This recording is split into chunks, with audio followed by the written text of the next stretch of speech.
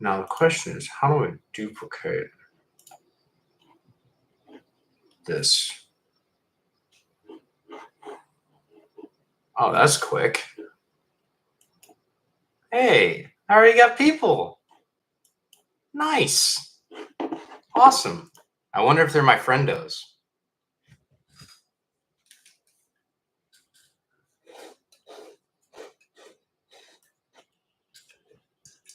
But yeah, guys, feel free. I'm working in the background, so just ask me any questions, and I will answer literally anything. It could be weird, super weird. I love weird. Those are the best questions. Or they can be personal questions. You could talk about something from your own life, and I will do my best to psychoanalyze anything.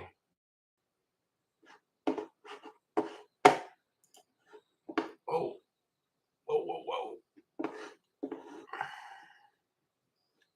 I should probably put this on. I don't want it to be too weird.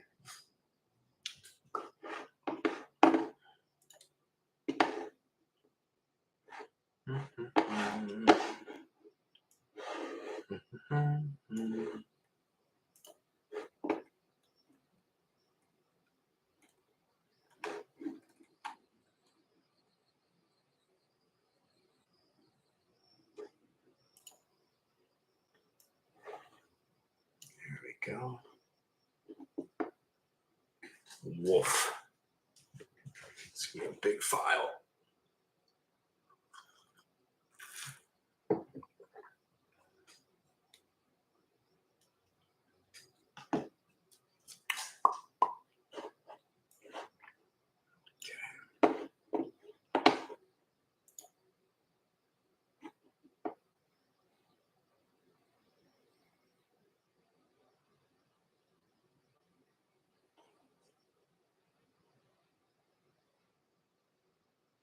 Sheesh. 35 minutes. Good Lord, bro. Oh, God.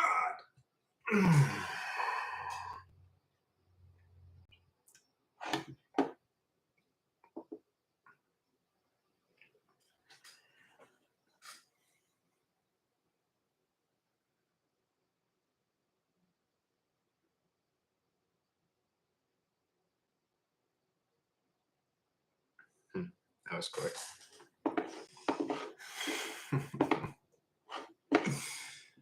Just have to think about having some viewers and they just magically show up. Cool. Better question is, can I write on the screen while I'm doing this?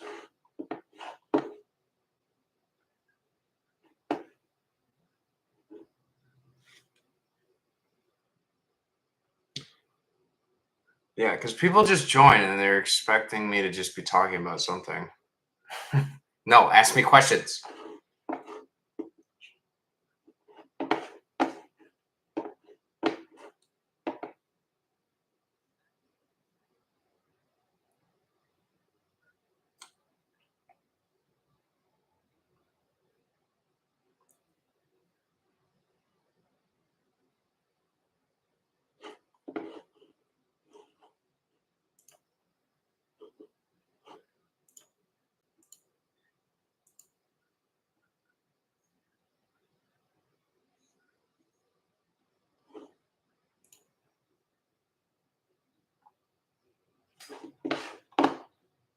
Oh, you know what? That's what I can do. I just ask me anything.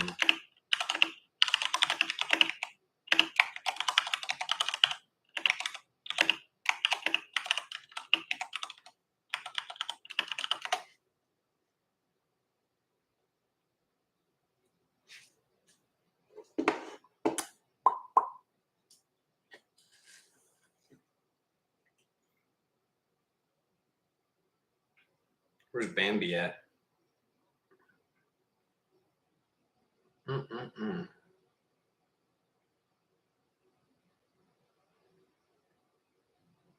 Snapchat is allowing.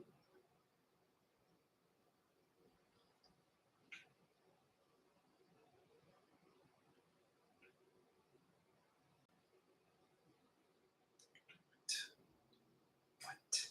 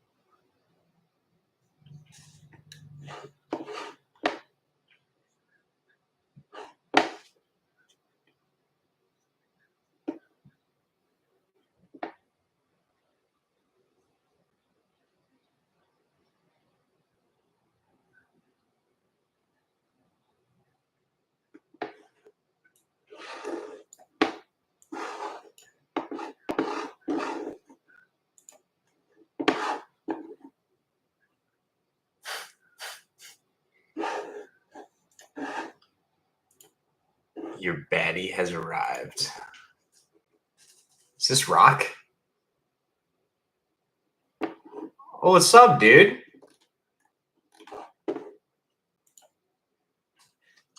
Seen you in a minute. How's life?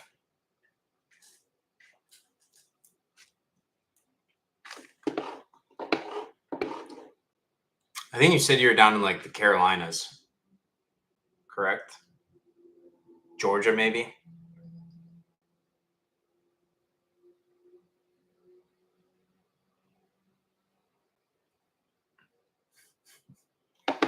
That is funny. I was expecting to get random people to show in here and be like, "Hey, how do I get a girlfriend?" But instead, I just manifested the only baddie I actually need, which is Rock.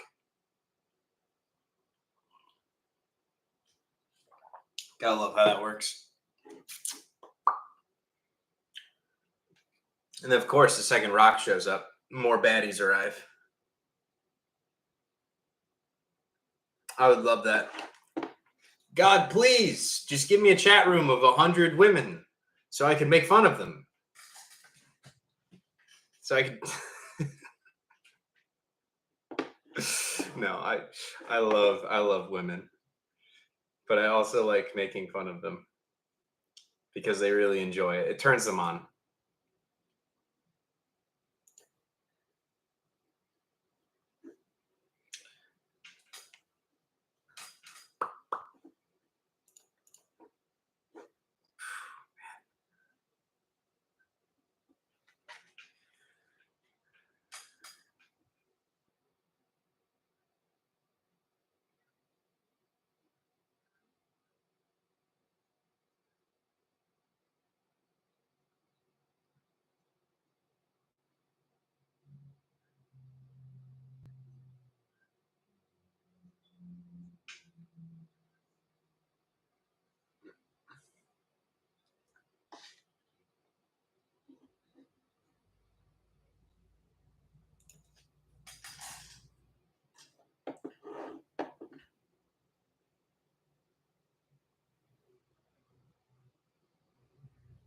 I'm at work, Lamau. Saw your notification pop. Life's presenting some interesting ups and downs at the moment. Trying to ride the wave. Join Crusadia. Yo, we crusading? Crusadia. I gotta Google search this. I just got like a little mini boner. Crusadia.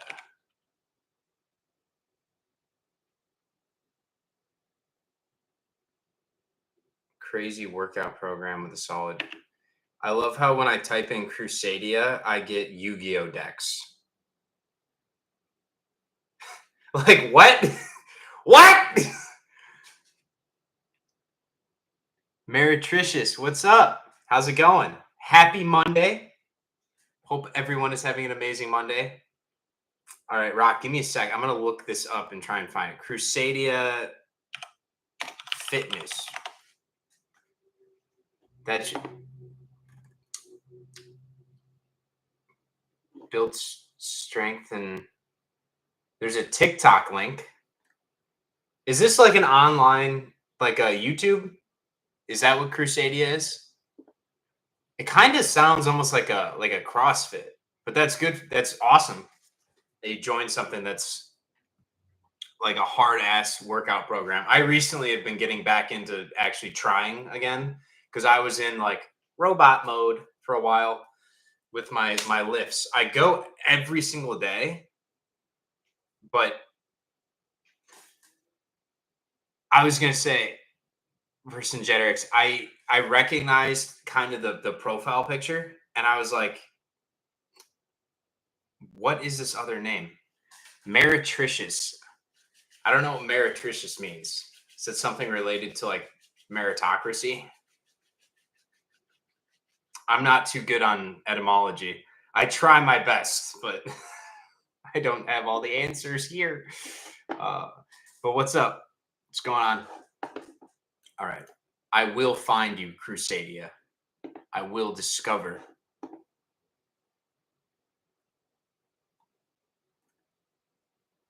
Crusadia, the world's first digital country where outliers become brothers and lone wolves find their pack. Oh, dude, this sounds cool.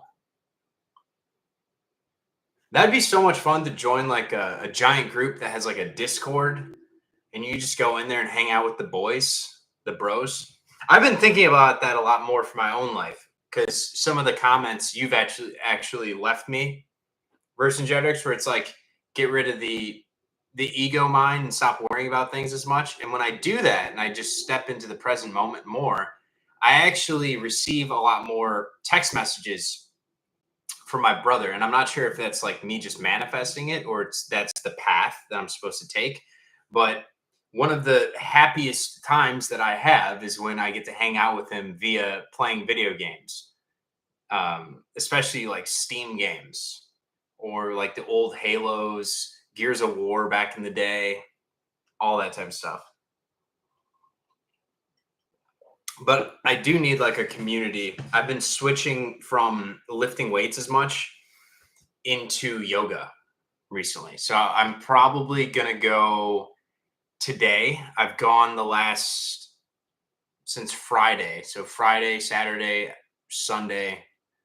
But I'm thinking I'm going to start doing yoga every single day and then also lifting every other day as well on top of that. Just because I got so much energy and I got to do something. But other than that, I mean, today kind of filmed the video. I'm editing that right now. And then I'll probably try and post. Yeah, I feel you, Vercingetorix. I've been fighting the flow the last week or so. Things have been weird, kind of like Rock was saying, like interesting ups and downs. This is advice, industry talks, nutrition, advice, mindset, all revolving around fitness and goal-oriented mindset. That sounds amazing. Bro, I miss the Xbox 360 days. Like the last online, when it's like the last time you're talking to your boy and he's like, yeah, I'll be on tomorrow. Last online 10 years ago. You're like, fuck, I'm never going to talk to that guy again.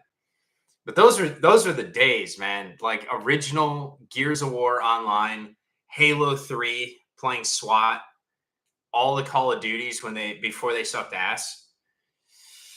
Although now it's like I'm trying not to play shooters as much and just more fantasy games. I like the roguelite type games and the deck builders because they kind of activate more.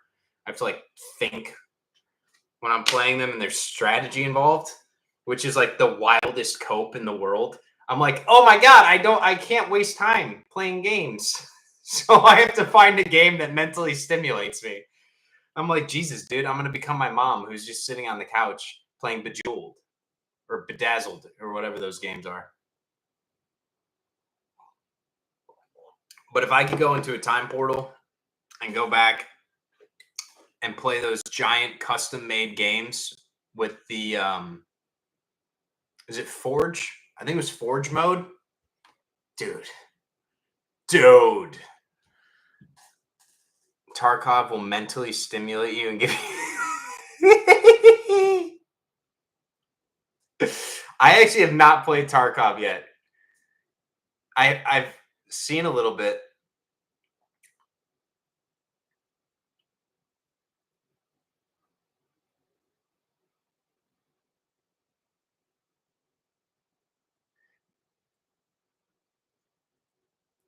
Maritrish, if you don't mind me asking, like, how did that happen? Was it like a work accident? Just, or it sounds like you're very fit. 3 to 6 times doing vinyasa. I do vinyasa. That's the one I like the most. And then lifting for sure. But yeah, injuries fucking suck, dude. Have you heard of this guy RJ Spina? I don't know. I get kind of like a weird vibe off of him, but he does the super consciousness. He has a couple books out and he talks about how he broke his spine and while he was in the hospital, he was able to go into meditation and then go within his cells and he rebuilt all the pieces of his spine and now he's able to walk again. I'm not sure I 100% believe him on that, but I do believe in miracles. And I think, given some of the things that you've said to me in some of the chats and some of the videos you've sent, you seem like one of the types that you would absolutely 100% be able to rebuild your spine and be able to walk again through sheer faith and like emotional manifestation. It's an overcomplicating experience. I always thought it kind of looked like a PUBG to me. I wasn't too sure about it, but I'll have to ask my brother, check that out possibly.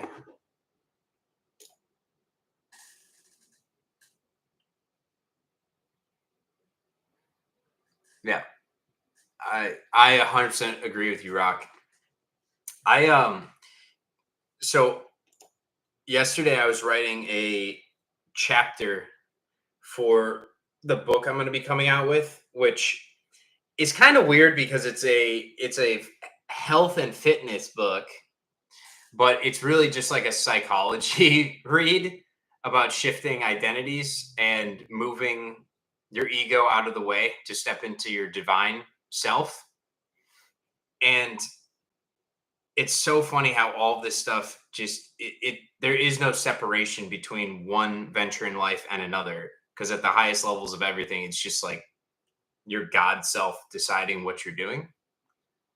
I kind of lost my track of thought there. I'm trying to do like three things at once, which I did the last live stream. I said I was going to be typing, and I ended up typing exactly one sentence. Yo, meretricious Vercingetorix. I live in Illinois. I live over in Aurora.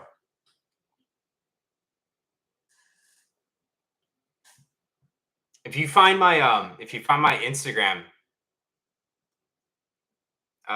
you can DM me on there. I don't know how DMs work on YouTube, but I'd probably rather not put my address out there. But there are some really good restaurants. I think Chicago has like some of the best food in the entire world. But obviously I'm biased towards Jardinera in particular. I also think we have the best pizza.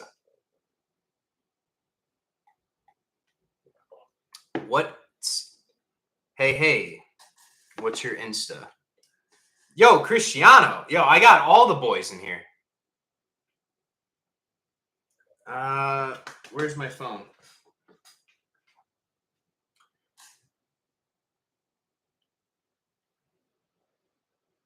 trying to remember what my... So I have Brian Duffy 666 is my Insta. Don't worry, it's not the Antichrist. I just got a little hot and bothered. I had somebody talking gematria to me, and I put my name into a gematria calculator, and apparently I'm just the Antichrist. So we're gonna roll with it. But I changed my name. No, not the numbers. Dude, I couldn't get Joker because I wanted to change everything over to Joker because I kind of see it as the Fool card.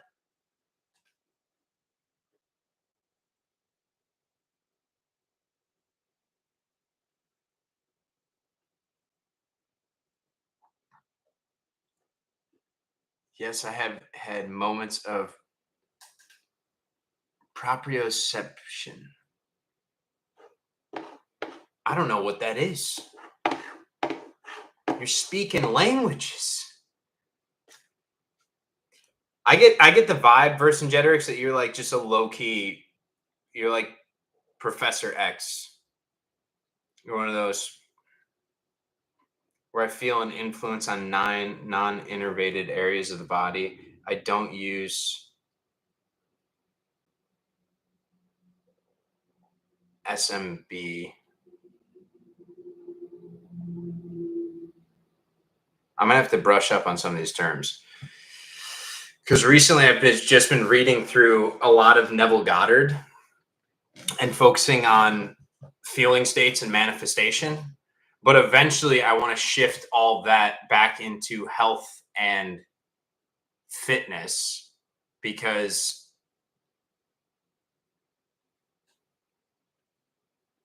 oh, social media, dude. I'm a boomer. I'm a boomer. I'm not good with the acronyms. My 4.5-year-old. Oh, that's the Instagram.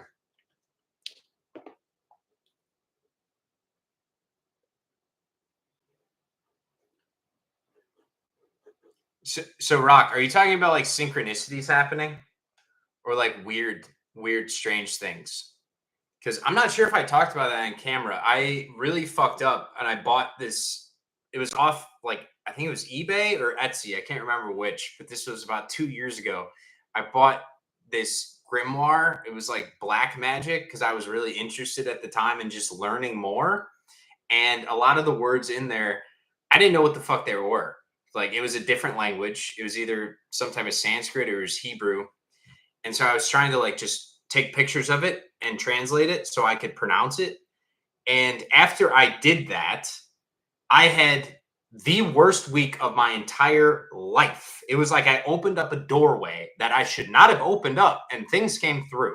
And I was waking up in the middle of the night and I would turn over like this and imagine like a visage right here, kind of like see-through staticky particles, and it was in the outline of a man, but the face, there was like no features to the face, and it had just these dark, just pure black eyes. And every time I could feel this thing near me, I would turn and it would kind of be there and then it would dissipate and disappear. But it would feel like my entire vibration, my entire body was like shaking. Like something was trying to penetrate into my electromagnetic field. And then I would turn, I would notice it, and then it would go away. And so finally I was like, I gotta get rid of this thing. And another channel, a guy, I asked him, Mage Space, and he said, do the lesser banishing ritual, the pentagram, which is from the Order of the Golden Dawn, I believe. I have that book. And so I did that for a couple days. And then I took the book out to a forest preserve and I buried it because he said, do not burn it. If you open the doorway, don't burn the book. You have to remove the book from your house and then you have to cleanse the house and then cleanse your own aura. And that's kind of when I started stepping more into like, okay, I'm just here for white magic. I'm not going to do the black magic thing. And a synchronicity also hit, which was I think it was Christopher Lee, who was Saruman and Count Dooku. He had a clip where somebody asked him about black magic, and he just got like he was happy, fun, loving before that, and his face went stone cold, and he was like, "Don't ever mess with black magic. You don't know what you're dealing with." And I was like, I wish I would have saw that before I made a stupid mistake. Meh.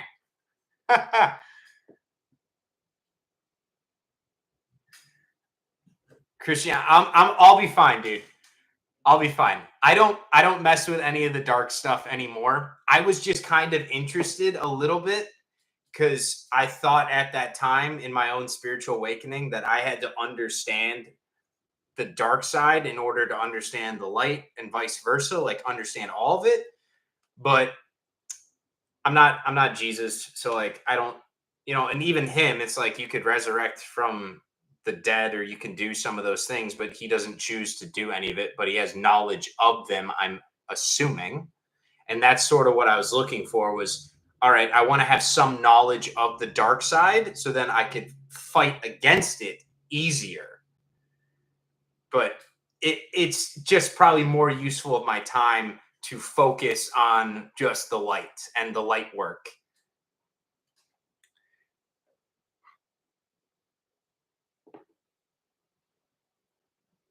Yeah.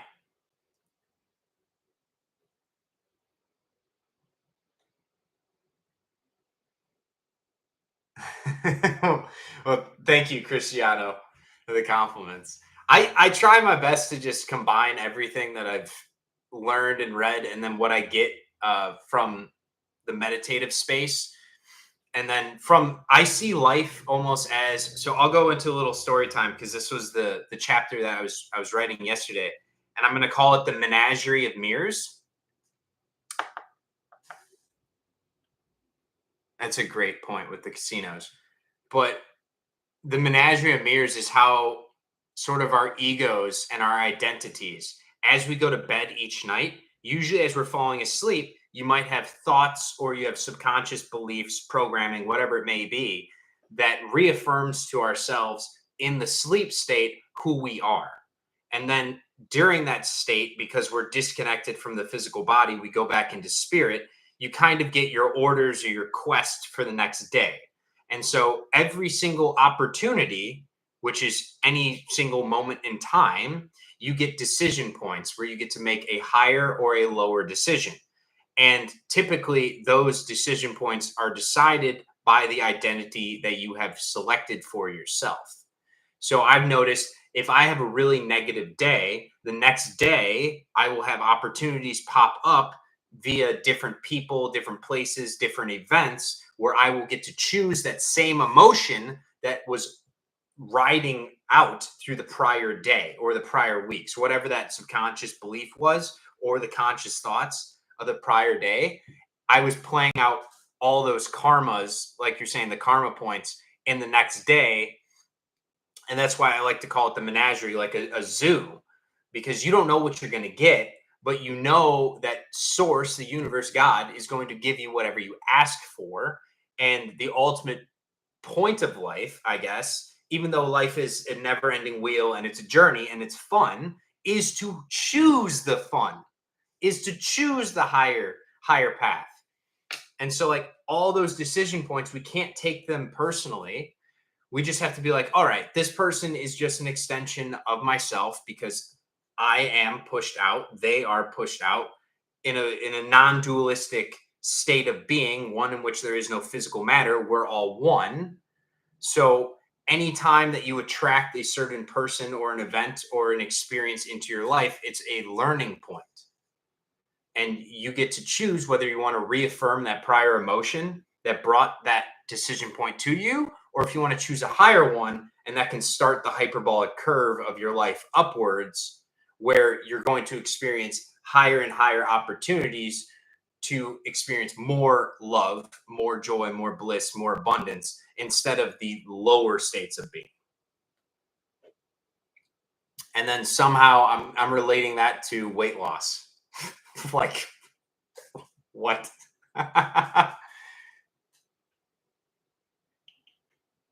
Meritrish, oh man, Vercingetorix, are you down south?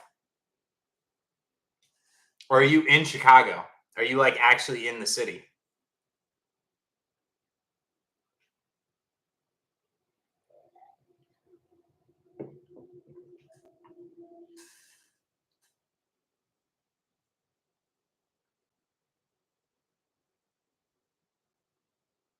Nope, far north side. Okay. Kind of like the Lake Forest or like McHenry. My brother actually, Edgewater.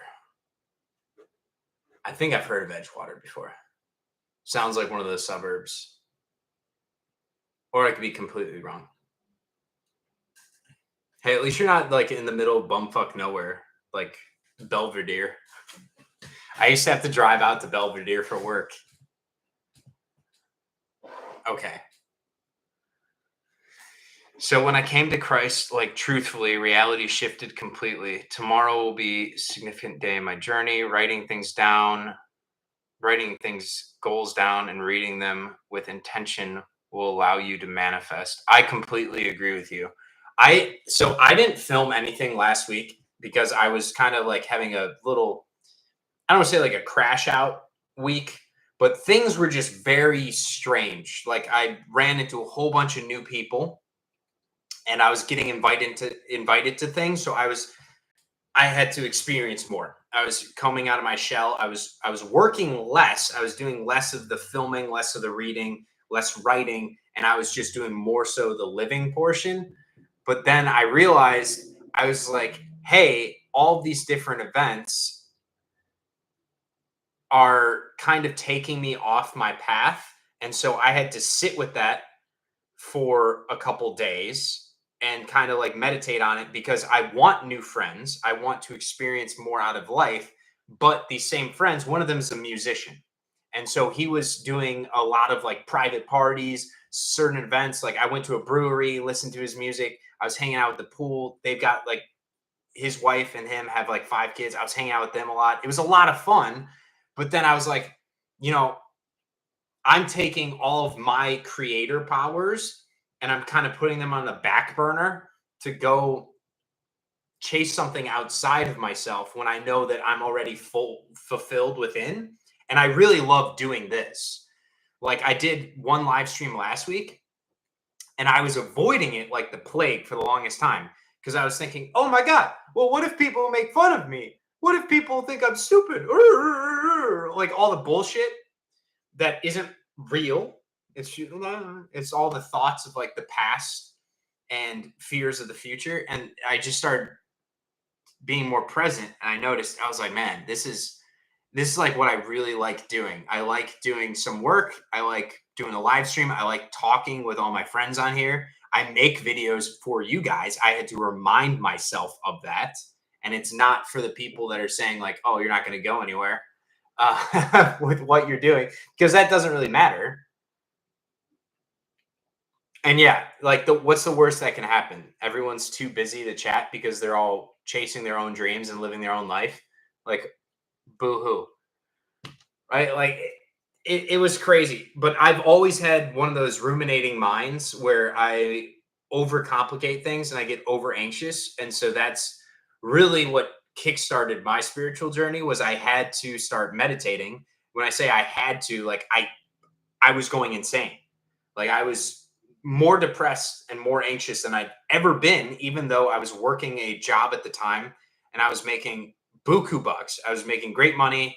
I had a great friend group, but internally there was just something lacking and my mind was just ripping me to shreds over it. And it led me into like the I have to find God. I have to find Jesus. And I know some of the content I make, people are saying like, "Oh, well, this could be sacrilegious or this blasphemous." I was like, "Dude, like Jesus doesn't think like that. Neither does God. They're here for the fun. They're here for the experience. They want us to ask questions. If it's truth doesn't have an issue with being questioned. Like there's no point where something that is living fully in truth has an issue being questioned about that truth. If anything, they want you to ask questions so then they could reaffirm to you the correct path to go. And so that's sort of my interest now. And I've gone on a crusade of just gaining knowledge and trying to become more whole within so I can just help people instead of harming.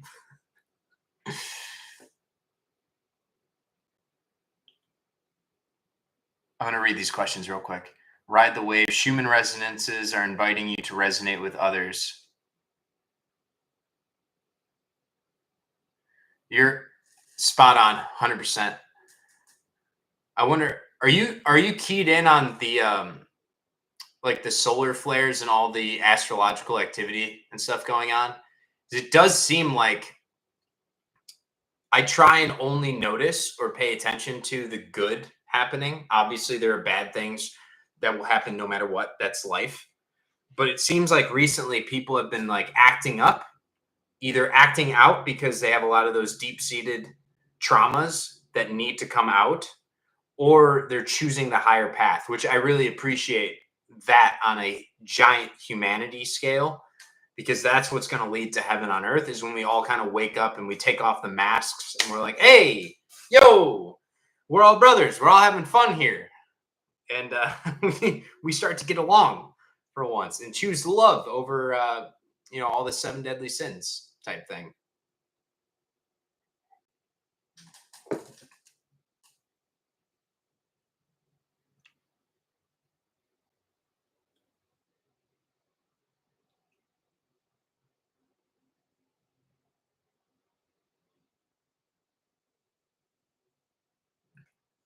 Thanks. That one, That is like the nicest thing I think somebody said to me in years, maybe ever, saying, I find you to be a more direct connection to Jesus kind of guy, pure love and energy, no judgment or controlling.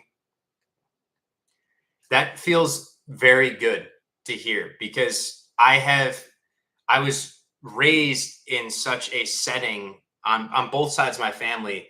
There's 4 aunts and uncles on both sides. So I have a huge family and they are like hardcore Bible beaters my entire life. And so I've been the black sheep because I ask questions. And especially some of their beliefs, they'd say, like, oh, yeah, we're born in sin. We're just always going to be sinners. We're destined for hell. And only through, this outside force, not saying that Jesus doesn't have the power to lift us out of sin. He absolutely does when we go to him. And that's what I asked. I'm like, I'm pretty sure instead of focusing on the fact that he died for us, it was more about his life and how he lived. And we should live like that. And we should be like that. And if we all stepped into that, we could build heaven on earth. Heaven on earth is here right now. Some of these people I run into on the day-to-day basis, they don't see suffering. They don't see the evils. They don't see the destitution and the disease. They see the love and the joy. And I'm like, yo, that team, give me that. Give me more of that shit. I like that. And it's crazy because, like, the more I talk about those certain topics, people are like, oh, do you think you're the second coming? I'm like, no.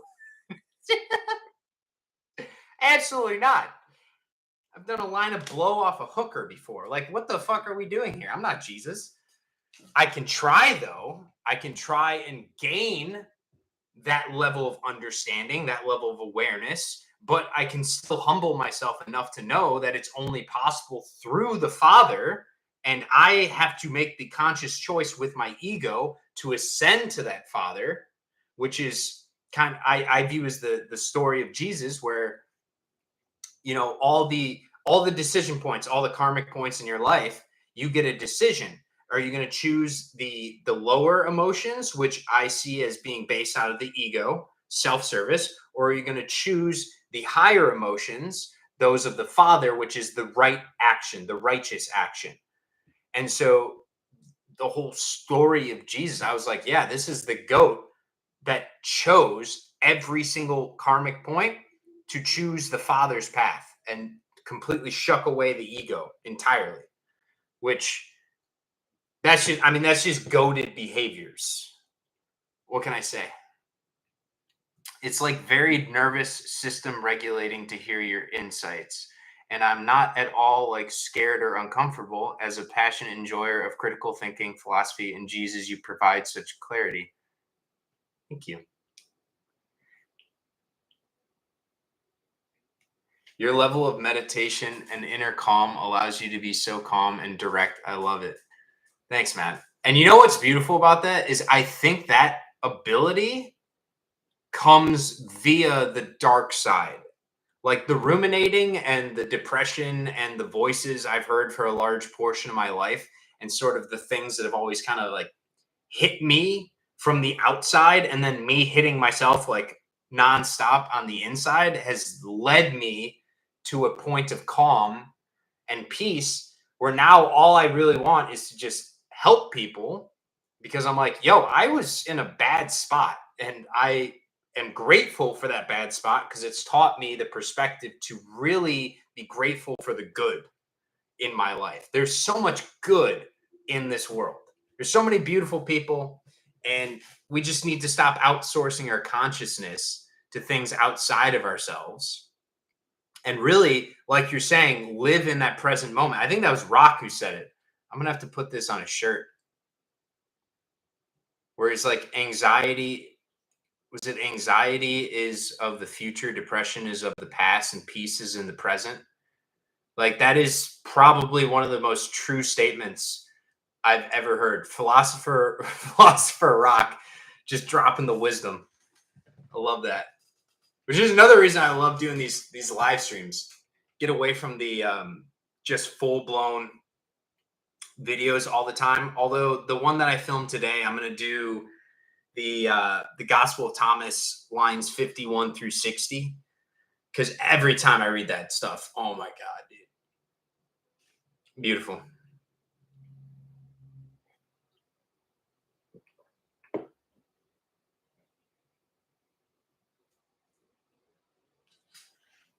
And yeah, I totally agree with you, Christiana. It's like you have to go through some of those points in life where everything's kind of not great.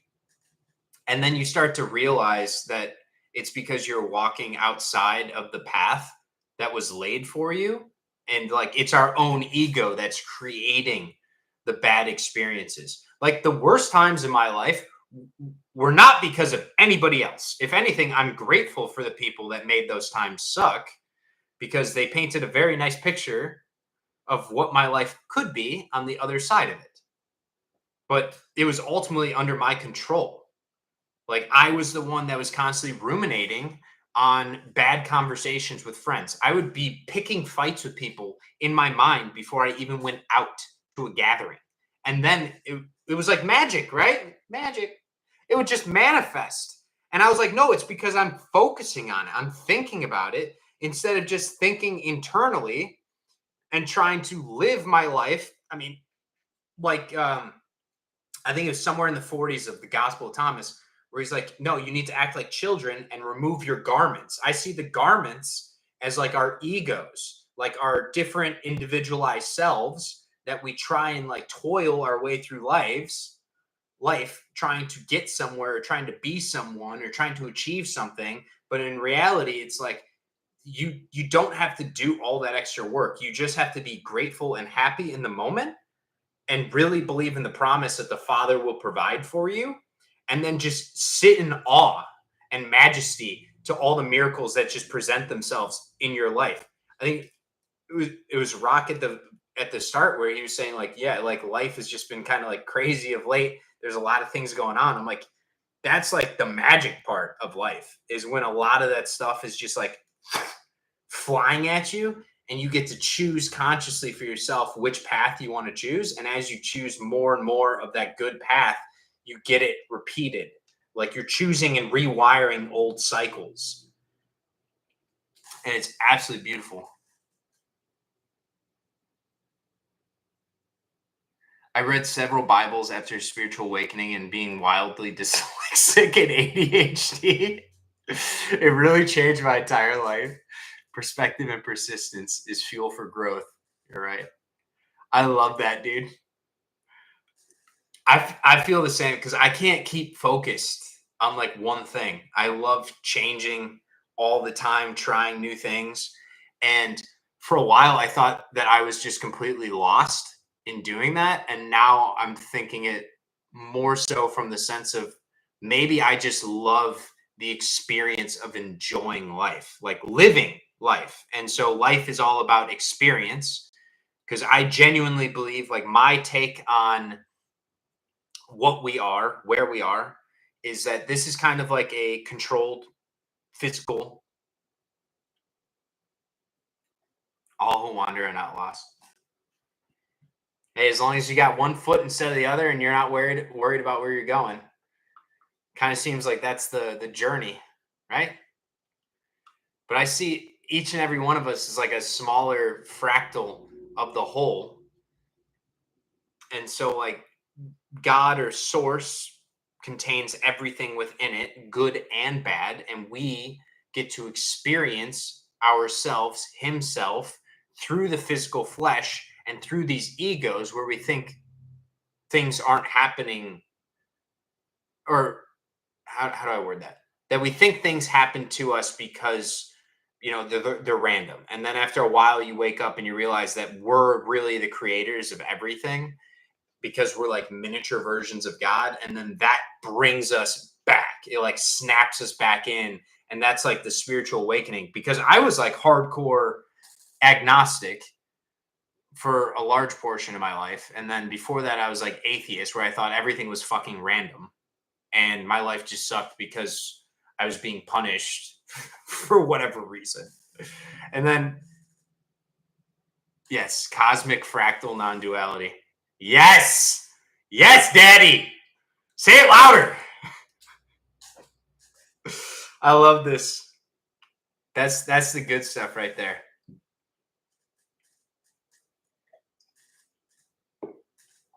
I'm still tinkering, trying to figure out some of the other aspects to it. Like, are we really the bottom?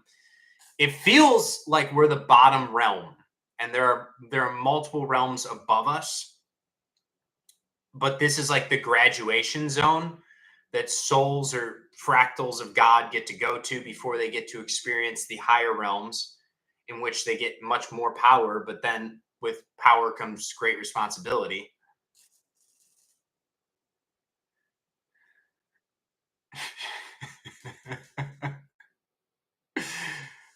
We are the universe. Consciousness is what permeates all and manifests matter. To know thyself is to know that we are everything. Absolutely. You have to give it to yourself first. You have to sit in the chair of what you want to really get it in your reality as miniature versions of God. Because God is, He creates everything, He manifests everything. We do so through our emotions. And then the more we're just non-duality with Him and we realize that we're one with the Father, that's when the really cool stuff starts happening. That's what I hope to see in this lifetime, especially. Like, if I can get to the point where through the powers of the universe I would be able to heal other people of any type of illness. But then again, calls in the question is, if that's the right thing to do, is that taking a path away from somebody else? Or I don't know. Absurd things are the nectar of life. Yes. I feel like every day is just like racking the brain, and I love it.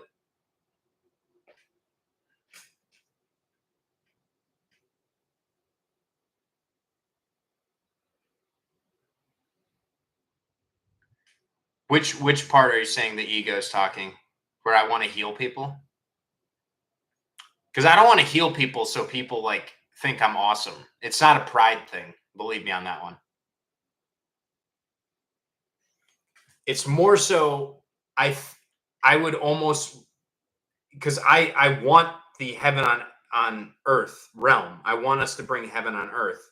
But as far as my ego sees right now, unless we have something absolutely miraculous happen where Christ consciousness hits everybody like in the dome and takes over, and we start all acting through righteous action and living from the Father's way of thinking, and that sort of permeates throughout all of our existences. I don't know how people are going to wake up unless we have multiple new messiahs, whatever you want to call them.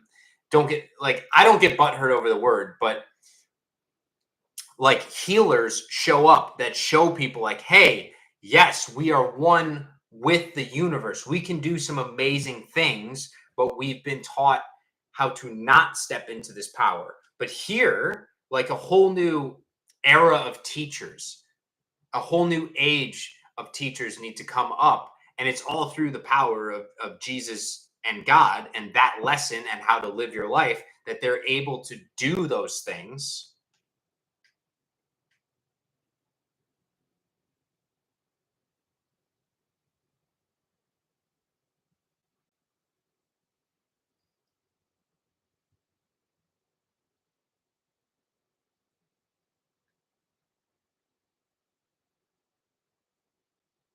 Healing is essentially hearing someone's truth to such an extent you help them navigate their own mental development.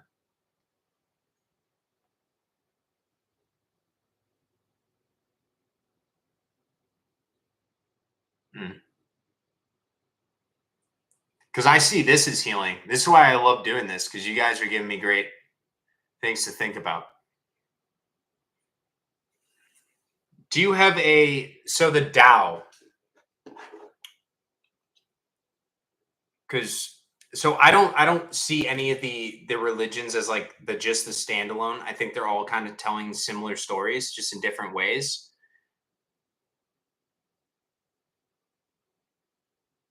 It's the listening, the awareness.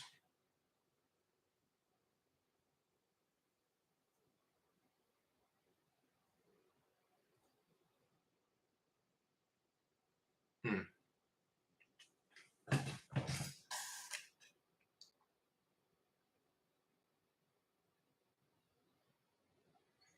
Hmm.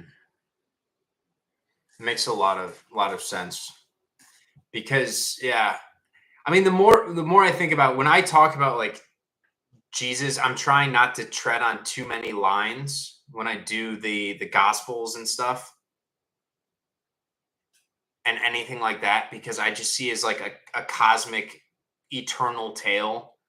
And so it's not like I'm able to do something in my life because of don't intellectualize it.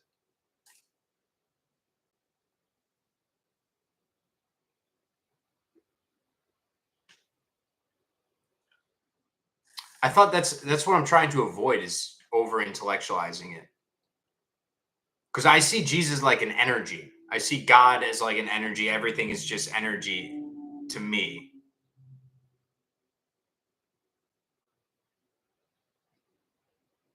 You don't need to. Well, that's the question. That's what's been really racking my brain is the fact that sometimes it feels like to look outside of yourself and to try and help people is almost harming to the self because now you're consciously admitting in your present moment that there's a problem that you need to fix. And in actuality, I kind of almost make my videos for myself in a way because I'm trying to like get through my own traumas, my own issues, and through that, sure, it helps other people, but I'm just trying to find that peace where I can get back to wholeness, back to oneness entirely, while still living here where we're in duality. Like finding that middle ground where you're able to be completely non-duality mode in a dualistic structure is difficult because you need to make money, you need to live.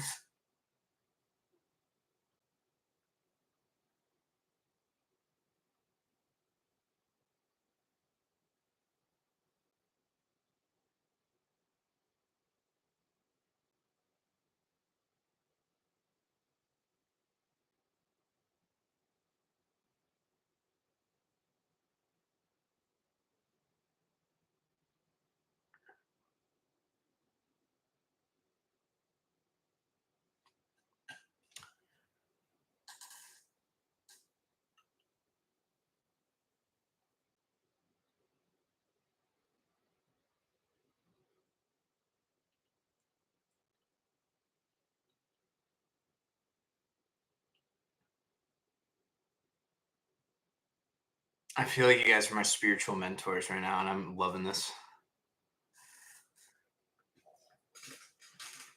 Because the present moment, like I try and remove past, future out of my thought. It's just here. I'm here right now, having an amazing conversation with you guys, and I know I'm not trying to over intellectualize it, but I like looking at some of the scripture stuff for this symbolism in there for how to get to the point of that understanding. Like there was a one line Jesus said where he's like, let the dead bury the dead. That's kind of like the past, what's happened in the past. Let that bury that. Don't worry about it in the present. Because if you are spending your time in the present burying something from the past, well, you're still in the past.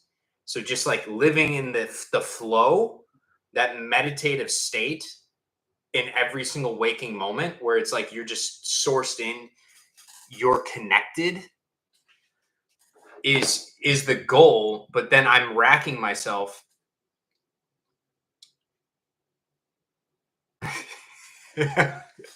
But okay, but that's the thing when I talk to you guys, I'm racking myself because I'm wondering if the point of life is to try and fix something outside of ourselves, or is the constant rumination in the mind, even in the present moment, of hey, there are problems on the outside, is that's what is feeding that. Like our own consciousness focusing on the problems is feeding the problems, but then like how do we fix them, I guess? Or is it just by being present and loving in the moment? And that sends out a ripple through the collective consciousness.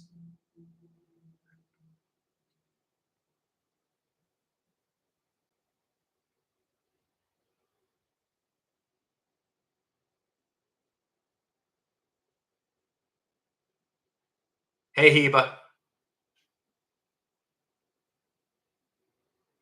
All right, Heba. See ya. Bye.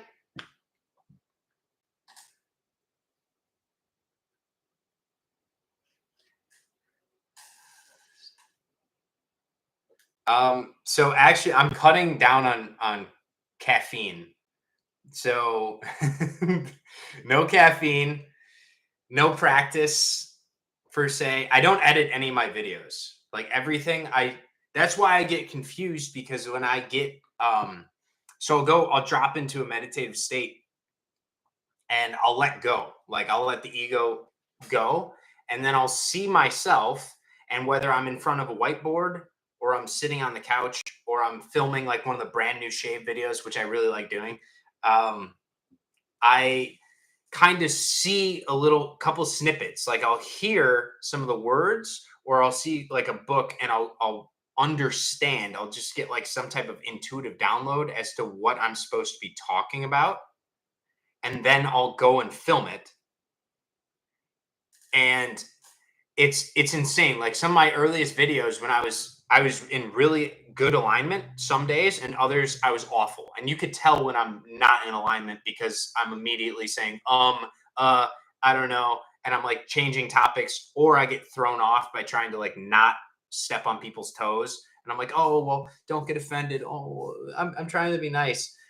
But when I'm in full alignment, it's just like 30 to 45 minutes of just ripping straight. And it's like it's strange because it's very different from what I was brought up doing, where it was only using the logical mind, especially doing taxes and accounting work. It's all logic based. There is some intuition into it as to like just being present in the moment and you know how to solve a problem. But now I almost turn off my brain and my mouth just yaps. It's fucking crazy. And I really like it. And I think that's part of my purpose. But then going back to what Vercingetorix is saying, like the thought aspect is what's holding me back from doing more of the flow aspect. Because when I overthink about what I'm supposed to do, what my purpose is for being here, it draws me out of that state of being in which I get the downloads to then make the content that I need to make. And I need to stop thinking so much. So thank you guys. This is like enlightened right here because I've been overthinking it way too much instead of just doing what I naturally want to do. Like I have some oh god, what am I saying? I have a book of the Iliad and the Odyssey, and I have some Edgar Allan Poe. And I was just thinking to myself, I was like, you know what? I want to read these, and I think a lot of people would really enjoy listening to them. I should do that. I could do like ASMR with it. I think that would be a lot of fun. My dog could sit on my lap. And it's like I have to stop ruminating so much and fearing what other people's opinions of that would be because that thought process, I go down dark paths real fast and then I talk myself out of it and then I'll just end up, hiding away. My version of hiding away is going to the gym for like 6 hours, where it's like I'm doing something productive.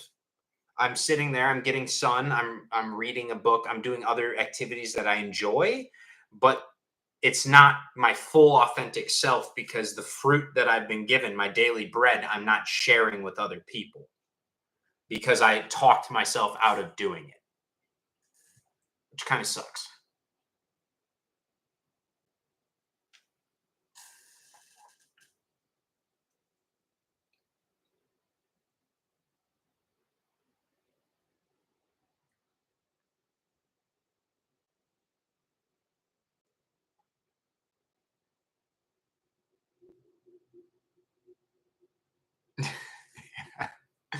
I mean, you're not wrong, Person Jetrix. I absolutely love connecting with people, especially like online.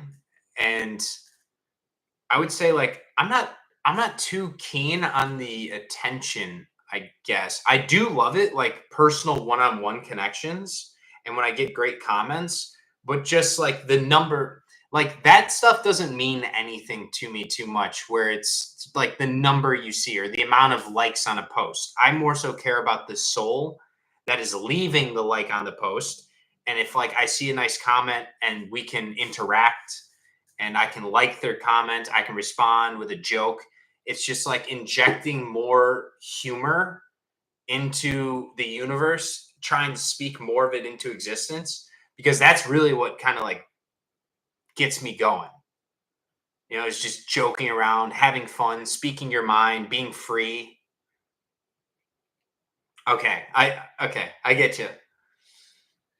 It's like that stuff is just so it's just so freeing to the soul.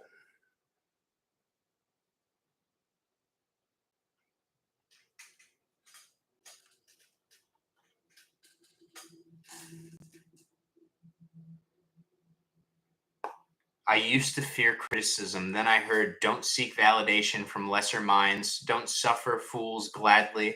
Now, if I don't admire and respect them, their negative bounces off of me. Dude, I wish I heard that when I was like 18. That's like one of the best. I love that so much. Because that's kind of what this last week has been, is like waking up more and more to stopping like questioning myself over what other people's opinions are.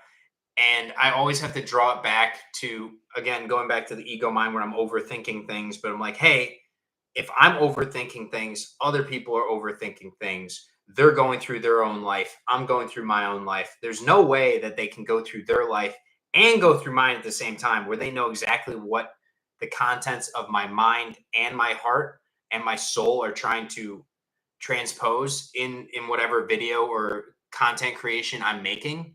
So why should I listen to somebody's opinion that is going to stop in for like a minute of a 40-minute video and then just leave something nasty? I'm like, fuck that shit. Dude, I'm chilling, bro.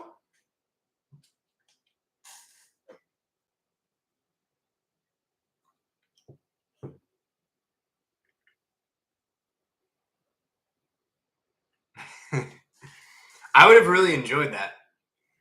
Also, like younger us and stuff. Oh man, those are the days. Those are the days. They're coming back. I feel it. Yeah, but listening to the Discord, because I kind of see everything as like, again, going back to like yourself pushed out. There's a reason that comment showed up. So like I can't give into the negativity of some of those comments, but I can learn from them and they can make me better. Like sometimes the most loving people in my entire life have been the biggest haters, because they're the ones that kind of push me into being more of my true self, in a sense. Because no one, I don't genuinely believe anyone hates other people that are truly being their authentic fullest version of themselves. But sometimes the negative comments attack you because they detect maybe within their own soul, and that's why they're projecting outward at you. They're saying, I'm inauthentic, so I'm going to point out that you are being inauthentic.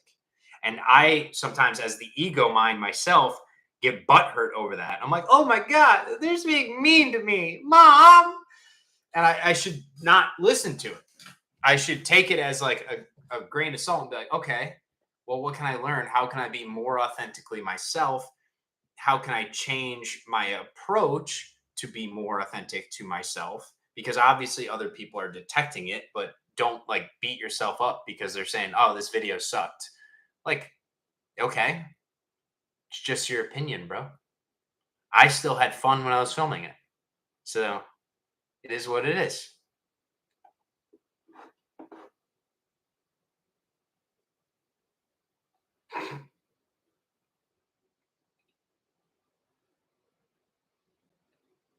Big facts. You'll never be hated by someone doing better than you in life.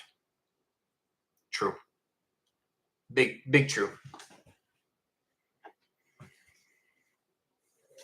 Yeah, young me. I didn't have the goth phase, but I had my Dungeons and Dragons and World of Warcraft phase where I was always really good in school, but I was kind of introverted. I had my small group of friends and I played football. And so I used to get made fun of after the football games because the coach would be like, "Hey, so like, where are we going out to party?" And then he'd bring up, he's like, "Yeah, I know Brian's gonna go play Dungeons and Dragons after this," and I would just go and roll dice with my friends every single Friday, and it was just so freeing. You get to like step into that identity of that character and like role play it out. And I think ever since that experience in my life, I wanted to live my life as if it was Dungeons and Dragons. And like I have that trait to overthink things, so I like to see the stats in the game, the ability modifiers like strength, dexterity, constitution, wisdom, intellect, and charisma. I was always trying to figure out, okay, which ones of these am I? Like, am I pre-downloaded with? Like, what are my gifts that I can give to the party, and the party being humanity on this quest? I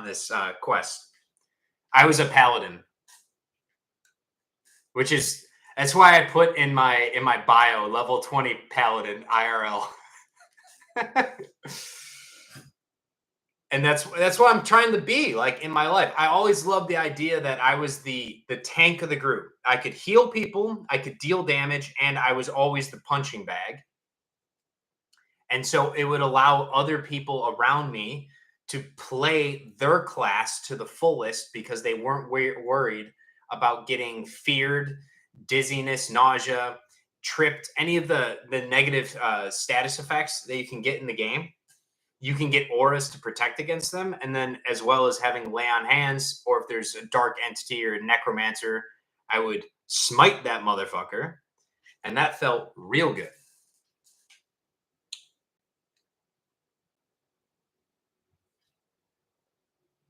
And now you step into the identity of being cosmic light, compassion, and consciousness. Yeah, it kind of feels like stepping into being like an IRL actual paladin, and it feels really good. Like, I love it. Just spreading good vibes to everybody on the daily is my prerogative. That's really all I want to do while I'm here, is just do that, and then not necessarily fight against the evil. I don't want to be one of those people, which is when I first started the channel, with what put me into like a spiritual, I don't want to say a spiral going down, but I noticed during the spiritual awakening, you start to see a lot more. Like, you see more of the evil, but I think that's just a representation of finally you're coming to terms with the evil within yourself, so you see it more in the world. And originally, some of the content I would make would be talking about, oh, well, these people are the problem. These ones are the ones creating all the issues, instead of what I'm really here for, which is focusing entirely on the self, the individual soul, and helping them through their own journey to get out of their own head and back into that sort of no mind state where the ego doesn't make any of the decisions. They're not stuck in the past or in the future. They're just in the present, and they choose love over hatred. That's more so what I love focusing on now. But when I first had the spiritual awakening and I was debating whether, make content, what should I write about, what should I do, I was very much so like, oh, well, it all goes back to this. And I was tinfoil hatting every fucking day for, I think, like over a year. And it was tearing me up because I could point out all these different things that were issues. And I'm like, no, no, no, no, no. That doesn't help solve the problem. I'm doing the same thing that we've always done, which is continuously pointing the finger in judgment and blaming instead of like just being the solution. I could point out the problem or I could be the solution.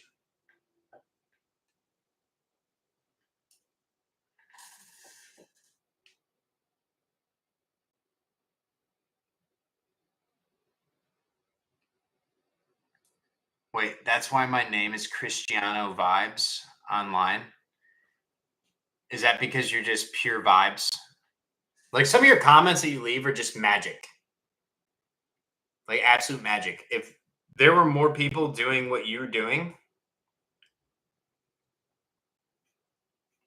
world is changed overnight. So much positivity. Have you seen the problem? Are you talking about like the current thing, like the existential crisis of like what I should be doing in my life and realizing that my thoughts are the problem?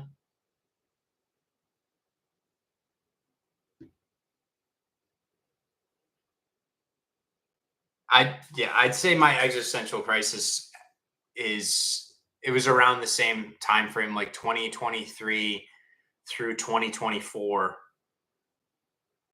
and it was just like, oh, dude, it's just so much. It was so heavy, and I was constantly, yeah, I was. It's like you wake up, you see how beautiful life is, but then immediately, because of our conditioning, at least this my perspective on it, I was drawn back into the old cycles because I was more so addicted to those. But now I see them at a deeper level. And I don't know. But I'm also grateful for that because getting to see like how dark and sadistic certain things are allows me to amplify my light better for humanity. I can choose my words more wisely so I can guide people to truly helping themselves away from the darkness instead of just ruminating more on the darkness. Like I don't want to be that person that points out all the bad things. That's I think that is not useful for humanity to do because then everyone's just going to see more darkness and we need to shift our focus from the darkness to the light and then there won't be darkness because our awareness in the present moment will be that of light.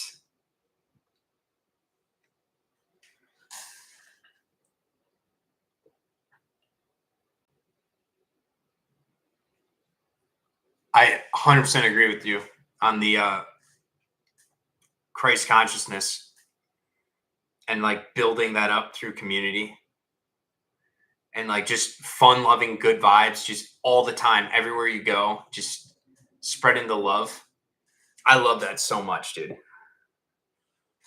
But yeah, same. It took years of darkness and loneliness. Like that's why I say it on the channel all the time. I'm kind of a hermit because I I don't want to be that guy that says like the vibes of this world are kind of like lacking at the moment. But I do notice like whenever I go out somewhere, there's always the negative things going on around me. And I can't control all those things. And I don't want to control all those things.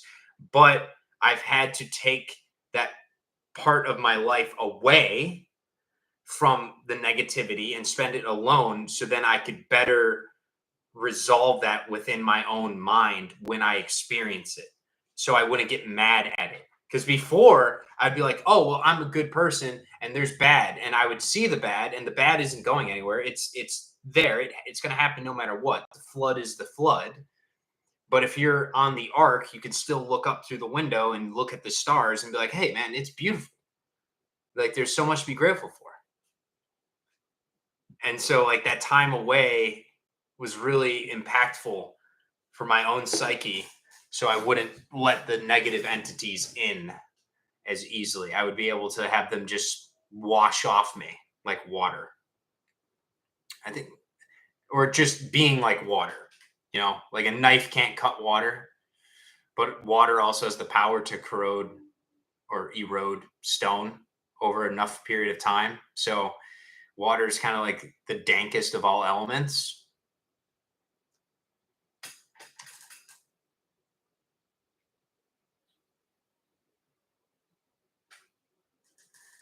Oh yeah, water off a duck's back, winky face. I like that. Yeah, I completely believe in like there are no random happenings. Like everything happens for a reason. So like us all talking, like this is great. It's like a strong community of Christ consciousness, brotherhood, all seeking betterment and more loving action throughout our daily life. I know for me personally, my biggest thing that I want to work on the rest of the year is eliminating some of this thought and just allowing the Father to kind of just speak through me. Because everything's easier when I just let the big guy take over. And he does that when I allow him to do it. But I'm the one that has to allow. I have to be humble enough to realize I don't have the fucking answers. I don't. I'm just, a little, just a little guy. But the more I step into that Christ consciousness and taking the righteous action and doing the right things all the time, gets easier. And then the opportunities that you're faced with on the day-to-day basis, that menagerie of mirrors just keeps getting better and better.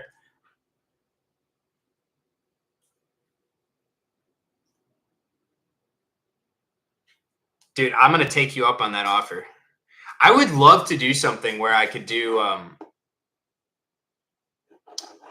where it's like a online voice call, and then we could just like film us having a group conversation, like myself, Cristiano, Vercingetorix, or Vercingetorix. I mean, you live in Chicago. Could always just grab some food or something, chop it up for a bit. That'd be fun. But something like that, because that would be such a great service to humanity.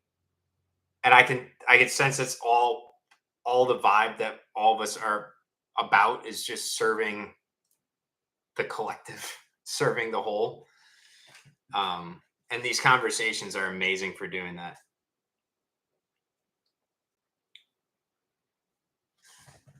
But yeah, dude, self work, I love doing it. It's like the best. It feels so good when you're struggling and then you have that aha moment and you get past it and then you integrate it in.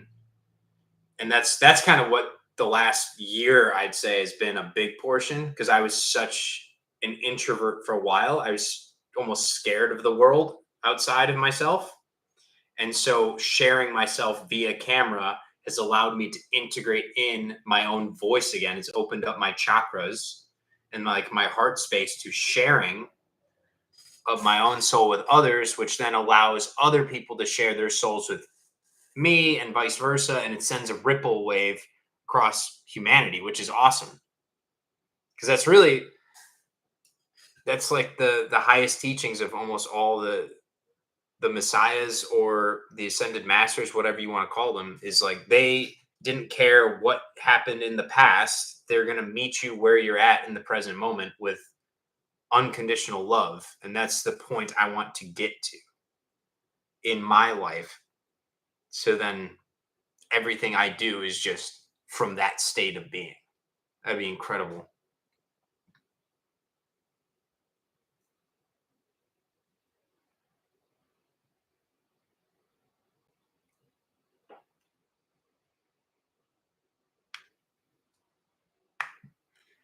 Yeah. Cristiano, that's how I feel with the going to yoga more often now instead of the gym. I was way too comfortable. I knew everybody upstairs at the gym I go to. And I have a lot of great connections. There's a lot of people that on a daily basis I have amazing conversations with. But the yoga community, oh my gosh, dude. Wow. Some of those souls, they they're just such sweet people, just so kind, so loving. And so to connect more with them as well. and like get out of my shell and stop being like worried about the past where people have judged me for who I am or who I was. And it kind of reaffirms who I am now and allows me to step more into my power more and more every single day. It's like the best feeling in the world because it's like coming out of your shell finally after years of hermitude. And it's like to a degree, it's like the hermitude creates who you are, and you need to have that time in the wilderness, the 40 days in the desert or whatever you want to call it. So then you could step into your true powers. But now I think it's the sharing season. It's the blooming season, which is perfect timing because there's a load of people out and about being summer and all that. And I'm trying to experience more pieces of myself as well. But yeah, Bruce and Jerix, do I have your email?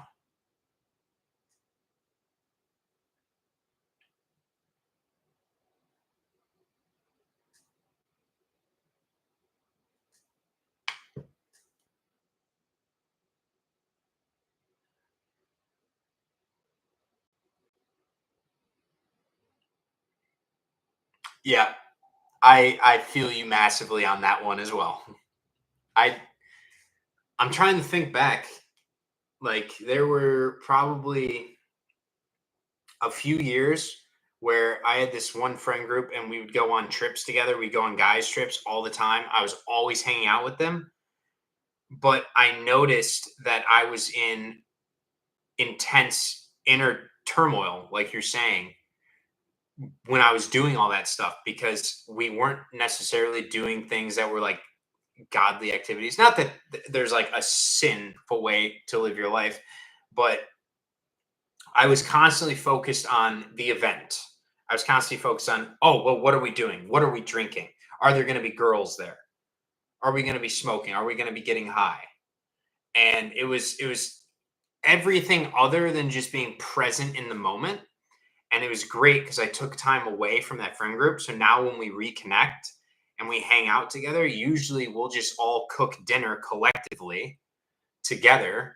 And most of the time they just tell me to cook because I'm pretty good at it. So they're like, all right, you're gonna cook the food. I'll bring the bourbon if we're drinking or anything. We'll have a glass. We'll just sit back and we'll talk about life. We'll talk about abundance. We'll talk about joy and like all these amazing things that we're breathing into the universe for ourselves and all the blessings of life. And we kind of reconnect because we aren't spending so much time together.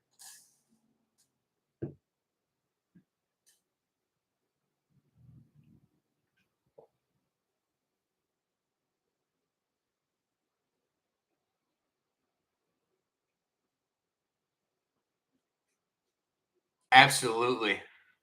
Rock, I love that message. It's like you need the wilderness and then you just find like who you are, like the true you, like the God version of rock. And it's like all the negativity that we perceive really is that pressure externally that forms the diamond that becomes our highest version.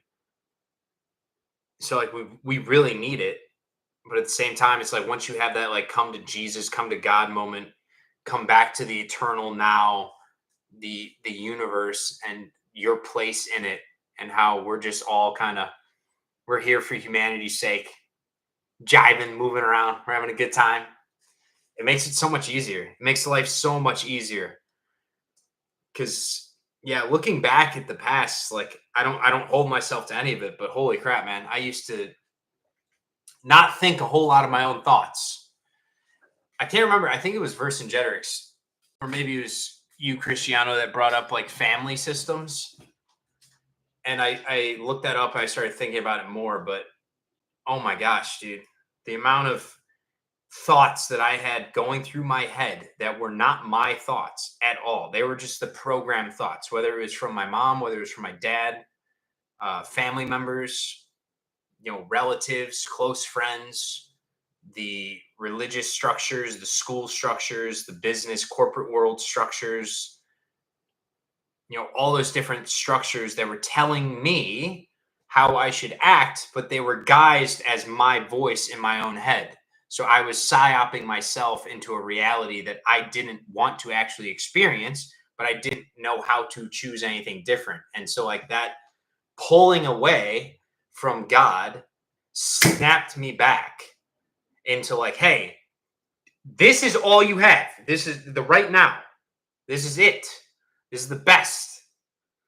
And when you finally just step into it and you stop worrying about everything else that's happened before, and you aren't anxious about the future, and you're just in the present now, that's when the true majesty of God comes out to play, and you start to see the signs and the synchronicities and the miracles in life. It's beautiful.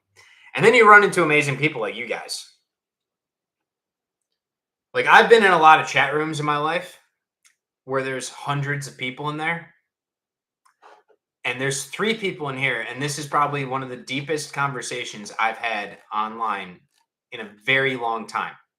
So it's not quantity that matters to me. It's always quality. And it's the people that are choosing to walk the path, and they're leaving their ego at the door, and they're just like fun loving, fully embodied in the present moment. I love that.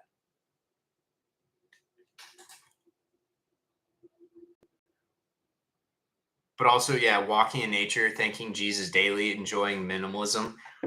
I recently started doing a lot more of that.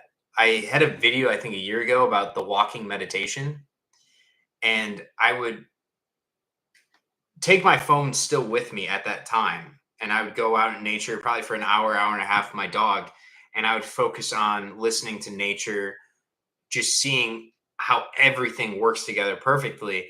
But the phone, like the EMF waves, like I would still find myself reaching for it and taking it out and checking it to check on the time. And I was like, why am I checking on the time?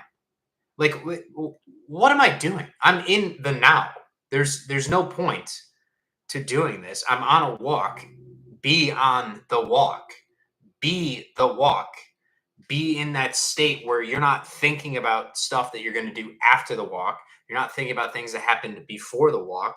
You're just enjoying that present now. And that's when I get some of the best, visions and premonitions of like what I have to do for the day or the people I'm going to see. And it's, dude, I love it. Yeah, I definitely, let me read this one real quick. It's people constantly chasing emotional blunting and blankness. Yeah. Yeah. That is, I used to I used to do it too. Some of my earliest videos, you could catch me pulling out a vape and hitting it. Because like I would be so uncomfortable because I didn't know what was going on.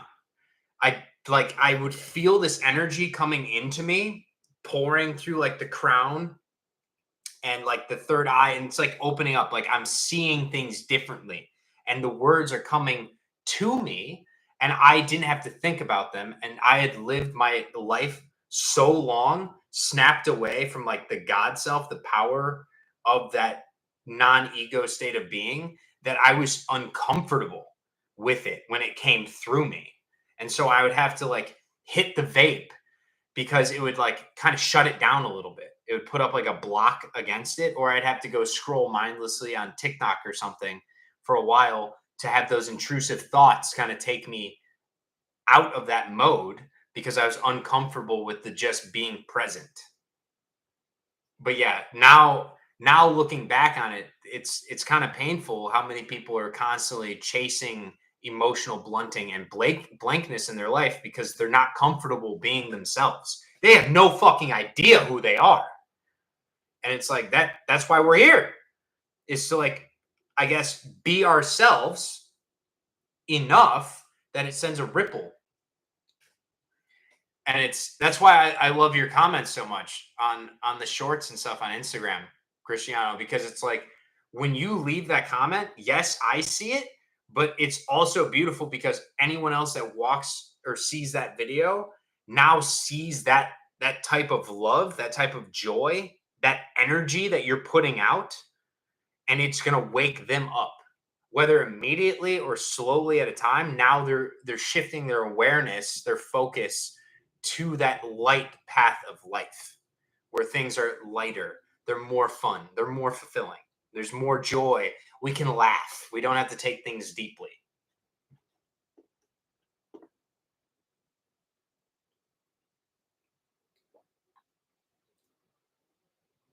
I still stack a little Delta 9 in my pre-workout stack. Delta 9.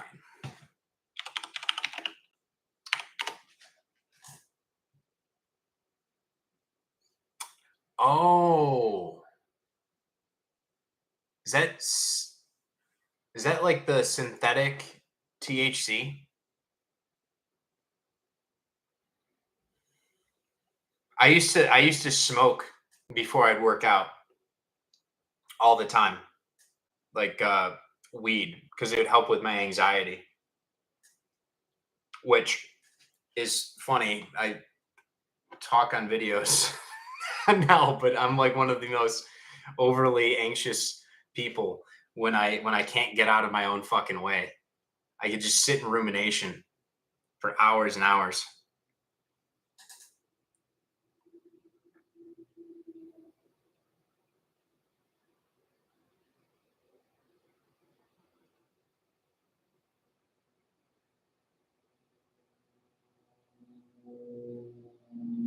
Yes, I see exactly you for who you are, Cristiano. Like I'm very grateful for your inputs because I I know I think I know exactly what you're thinking, where it's like if you left that comment on certain people's stuff, they wouldn't appreciate it, or they would kind of think you're weird for it. They'd be like, "Oh man, I don't know you. Like, why are you saying these things to me?" And so I love like everyone being their full divine expression through life and sharing themselves, because it's like that's the real magic of life. That's where all the magic happens, is in those moments. And especially like seeing everyone as a mirror to yourself. Like I learn the most when I'm open and honest about, you know, myself, other people's self. I share myself with others. I allow others to share themselves with me, and allows the mirroring to take effect, where you can kind of choose the higher paths easier because you can see them now in other people, not just in yourself, and you're not focused on the negativity as much, which is one of the things I used to, that's all I focused on before, was negativity.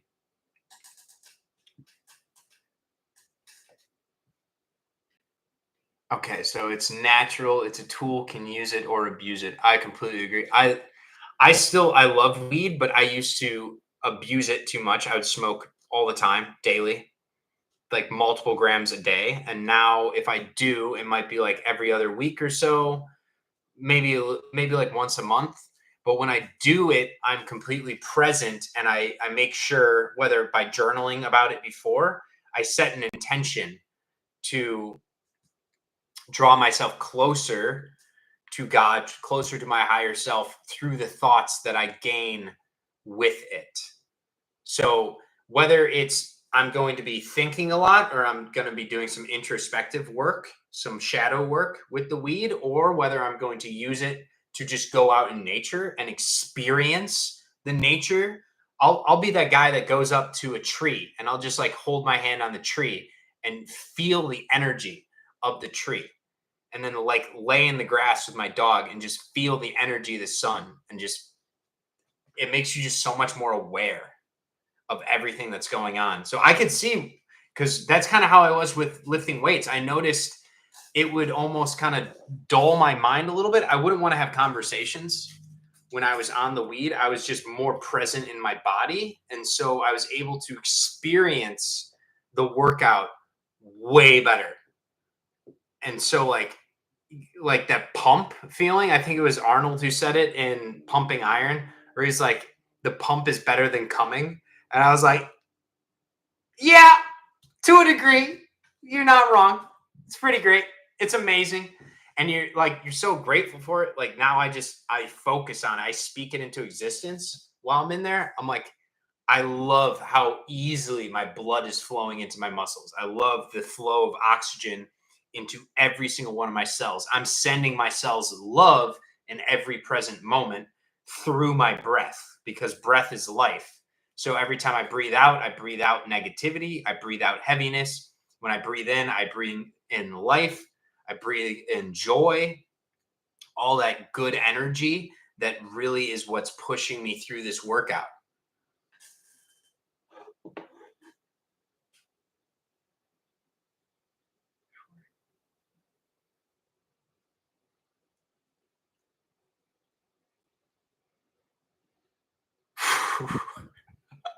I'm completely sober from all things and caffeine. My existential crisis is all natural.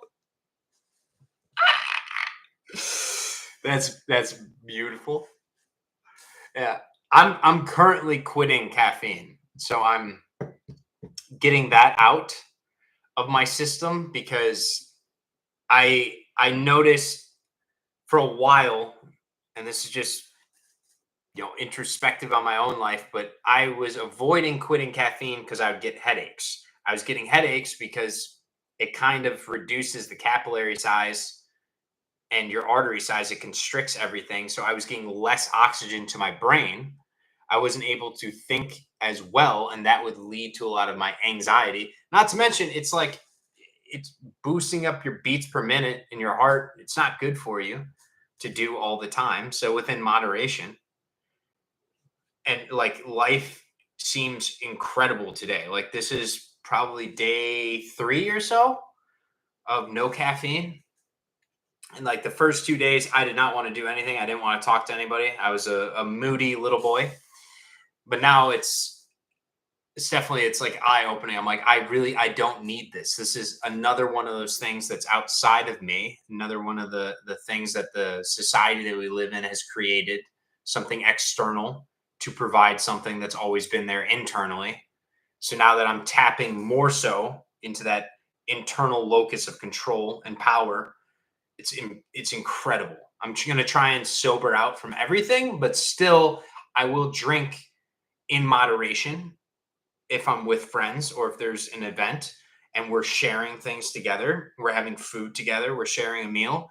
But as far as like hiding and blunting my reality and how I feel emotionally through the use of drugs, alcohol, caffeine, whatever it may be, those days are those are done. Now I coast on God's good graces. I love that. Dude, do you have like you should make a clothing store, Cristiano. You have like some of the best quotes. You just like if these were on coffee cups or clothing, like everybody just needs positive vibes. You've got just endless positive vibes. God has graced you with the endless positivity. It's a beautiful thing to have.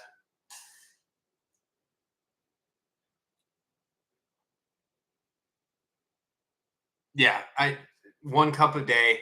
I think that's probably where I'll get back to because I still enjoy coffee. I'll have decaf if it's there, but I've been crushing like tea recently. So this is not coffee. Merch line coming soon. Waiting on that juicy. I have a clothing store. I don't design any of it because I haven't stepped into like the artistic stuff, but I would love that. Do like a crossover. Could post a clothing store on Instagram, YouTube, anywhere. I'm big on collaboration. And it's just like, yeah, it's just good vibes all around. Sharing the energy with everyone. It's amazing. But yeah, dude, I remember in my past, I used to drink like 20 cups of coffee a day. It was crazy work. And I'm very grateful looking back that I survived that period of my life because I was the guy that when I did taxes, I genuinely believed that working harder automatically means that you're going to get promoted quicker, you're going to rise to the top. And so I had a job. This was my second tax job, and during the tax season, we were required for minimum hours. We were supposed to work like around 65 hours. And there was a stint of time where I was working close to 100 hours to like 120 a week, like suicide hours type shit, where I was in the office, I was eating in the office, sometimes I would sleep in the office, and I would just like take a quick short break to drive home, shower, come back. I was living with my parents at the time, so it was a lot easier. They could watch my dog. And then by the end of the tax season, I realized like I was not even a person. I was just a machine. And like it wasn't making me any happier. It was just for the pursuit of money, which I don't think money is evil, nor is it good. It's just a tool. It's the same as everything in this matrix that we're playing this game in. It's just a tool.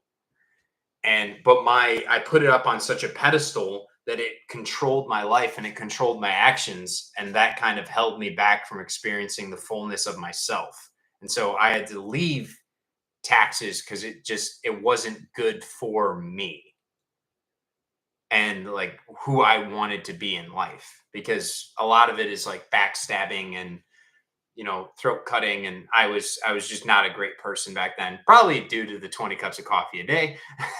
It probably doesn't help. I was very anxious, I was very moody all the time.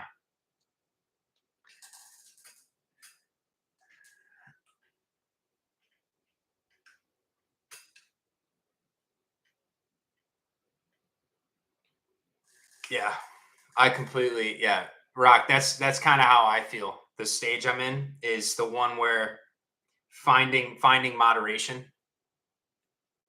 in life so I can discover the natural state of me. And it's whew, I feel way better, way more energy.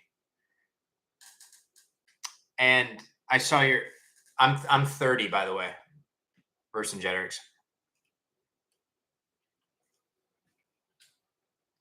So I think a lot of this hit during the I have a friend who she's really into astrology. She said there's something called like the 30-year Saturn return. And it's like where your purpose kind of comes up and slaps you in the face a little bit. And so I noticed that kind of happened more the second I turned 30. It just kind of like woke up inside of me like, hey, this. Oh, dude, no. I'm an open book. You can ask me about anything. I'll answer it.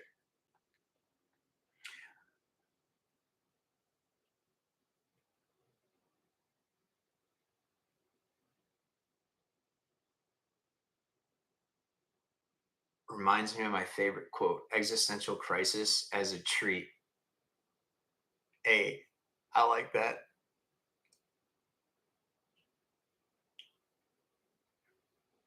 I'm trying to think like when the first, I guess, spiritual awakening happened.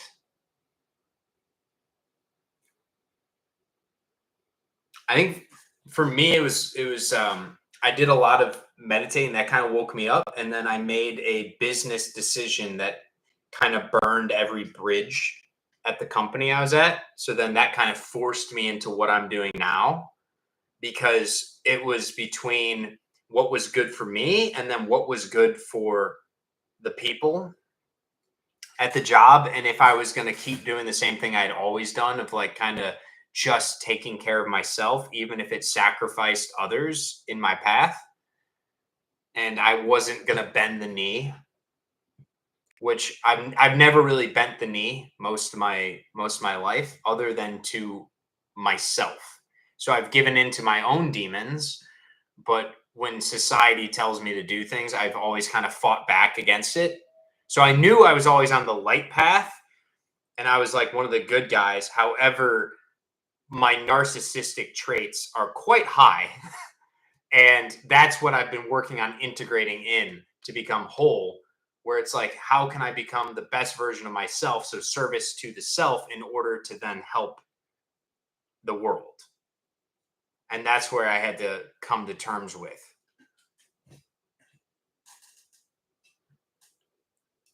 Which not saying like a Jesus or a Buddha or any of those guys would be like narcissistic, but to a degree, to walk the path in which you are one with God, you are the highest version of yourself. Others might take as narcissism, but truly it's the deepest state of empathy. Because the greatest, I see it as the greatest sin that we can partake in life is never truly experiencing the fullness that is you. Because that's the gift that everyone's really looking for is full blown authenticity, and you only find that when you finally take that time away in the wilderness, like Rock was saying, and you figure out who am I, because the who that I am is what everyone else around me wants, and then I'm like a permission slip for them to be more of their full self. And then when we all wake up to that, then we can bring in this amazing heaven on earth state, which is incredible. But I'm sorry to hear that, person Jedrix, about your brother. That would be uh one hell of a catalyst. And not to take away from like your sharing, but that's kind of been the war path I've been on, is because I see my brother walking a path that is going to lead him to an early grave. And that's why I've been hyper fixated for years on health, fitness, spirituality, meditation, breath work, all these different practices, trying to figure out how to cleanse the soul of their maladies so you can step into your highest version of yourself and your healthy self that will live a much happier and more fulfilled life. Because he's kind of been very overweight. He's in a rough situation. His wife doesn't want to lose weight. He knows he needs to, but he's not willing to. So he's got some spiritual work to do. He's got some self work to do to wake up and realize, like, hey, the best version of me might piss off my wife, but that's just a projection of her unwillingness to make changes that would be good for her as well. So that's why I'm writing a book right now on trying to change people's identities from being an overweight person, a fat person, to being a fit person, and shifting your shoes, what shoes you're wearing, to the finish line of being that fit person. And when you put them on fully and you live from that state of being, your actions and behaviors will change. Your emotions towards those actions and behaviors will change. And then the emotional thoughts and belief system that you have, the sandbox that you build the castle of your life in, will hopefully change to being the fit person's sandbox. Not saying that there's anything wrong with weight or anything like that, but as far as like their higher self goes, I know my brother genuinely, he wants to be healthier, he wants to live longer. He doesn't want to be out of breath all the time when he's playing with his kids, and he feels better when he eats cleaner foods, when he drinks cleaner water, when he stays away from the pop, when he stays away from the alcohol. Sometimes when we hang out, I won't feed into those addictions that he has. And I'll notice that he almost lights up more. And so I want something that I can help everyone that is dealing with that, because I've been drastically overweight myself too. And it's not a good place to be. But the first step is realizing that you're not a bad person for who you are or who you were in the past. It's just about selecting something new in the present, living your happiest, most joyous self now. So, the point of life, joyous expansion of the soul. That's what we're here for.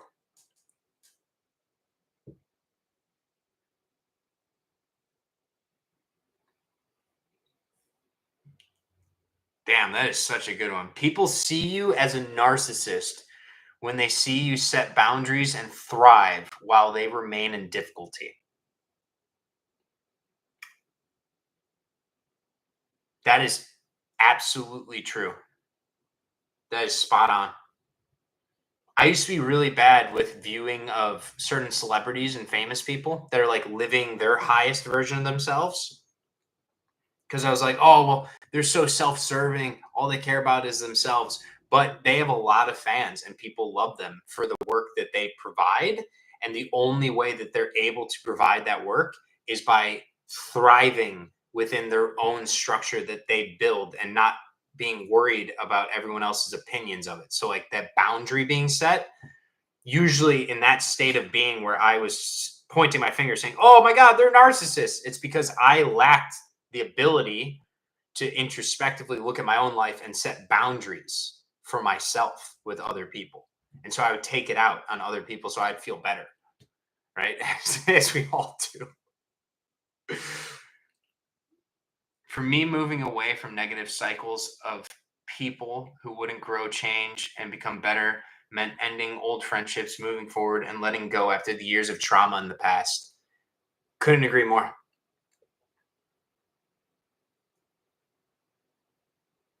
You're giving them too much credit. They have a team running their propaganda. I know. That's I actually got a message from a guy on Instagram and he asked, he's like, hey, I can handle all your shorts and like blow up your account. And I told him, I was like, I really appreciate the gesture, but for me to become the best version of myself, I kind of need to toil a little bit on this path and do it myself for myself because that will lead me to discover my gifts more. I can't outsource it to other people just for what? Serving myself via making more money or more fame. I don't care about those things. I care about being me and the best version of me. And maybe down the road, sure, there might be people that can help on the journey, but I would rather it be a collaboration where our hearts and our minds collide and we're building something together instead of just, hey, I'm going to send you raw footage and you're going to cut this up and you're going to get a bunch of views for me and blah blah blah blah blah. Like, I don't want to outsource too much of the soul and the passion I have for humanity to somebody else because I don't think they're going to take care of my heart as well as I would take care of it.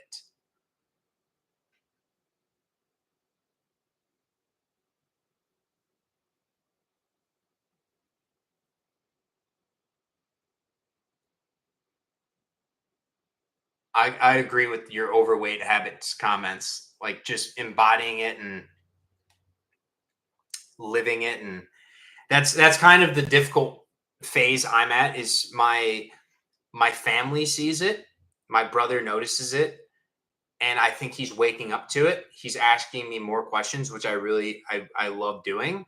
And it's been when I took a step back and I stopped trying to impose my will as much because there was a point I bought him a treadmill, I bought him a bench press to put in the house, and I was trying to push my lifestyle too much on him instead of him waking up to the realization that he is the one that needs to choose different for himself and I'll always be here to help him if he wants that help or if he wants whatever I had to offer. But forcing it down his throat was kind of my own narcissism. That was like my own pride saying like, hey, I know the way. Let me show you. Let me help you. But not like in a good way. Instead of just being the best version of myself and letting the light really shine through.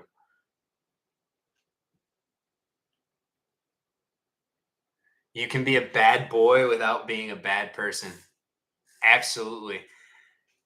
That gives me so much clarity on I've been wanting to do a video that I keep getting like inklings for about being a bad person and relating it to how many people, and this draws back to the narcissism comment that Cristiano made about boundaries and thriving, and how sometimes to be the best version of yourself, you have to be a bad boy, in which you kind of shuck off the mother and the father, the brothers and the sisters, everyone in your hometown to become that version of yourself because you can't thrive in the boxes and the structures that other people put you into. You have to rip those down. You have to burn them, to shred them all up and say, nope, This is me. I am this. And just, you know, follow that path. And so some people that aren't willing to do the work will be like, oh, you're a bad guy. But, you know, we all have to embrace that. We have to embrace the shadow side of ourselves to become the best version of ourselves.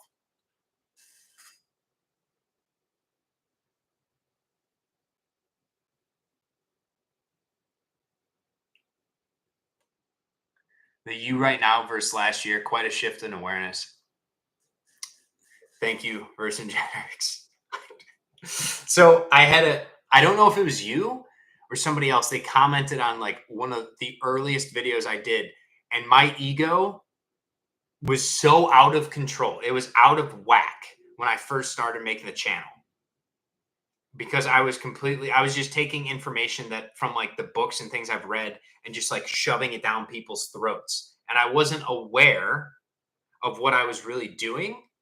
But now that awareness has come full circle into, instead of forcing light on others, just be the light that draws them to you. And then they'll pick up on it when it's time for them. They might be in a season where they're in the wilderness. They might be in a season where they choose darkness. Their soul is choosing darkness. But just be there, be willing, be able, be loving, and meet everyone where they're at. Don't judge. Whereas, like, a lot of the early shit I did was very judgmental based, it was ego driven. It was not great. So, like, when you first started commenting on the channel, I got triggered slightly at the start, and then I realized I was like, "Oh no, this guy's like an angel," and God has put him into my life to teach me things so I can become more of my best version of myself, so I can help more people, and not to take everything so personally, because this is a never-ending journey, and the second you're like, "I know everything," that's when God just slaps you on the fucking ass again. He's like, "Nope, no, you don't." No, you fucking don't. What are we doing here? How many times? How many times do you need to learn this lesson? And I'm like, yeah. I'm sorry. Uh,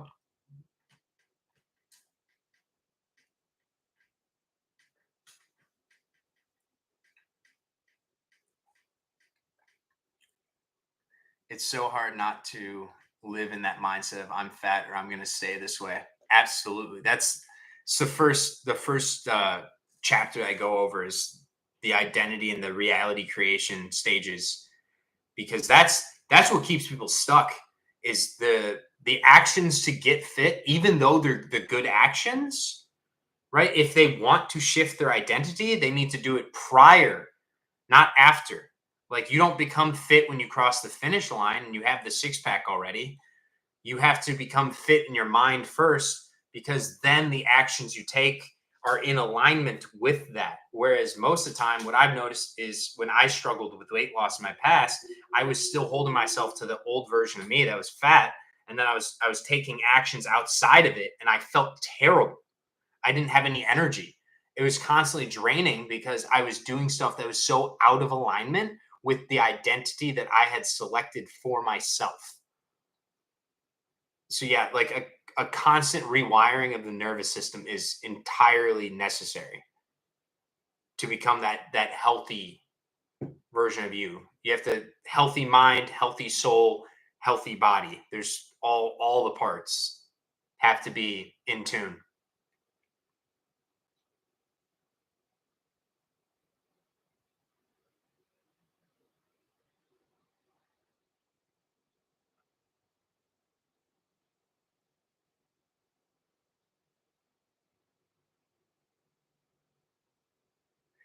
It brought me back. I thought you were such a prick.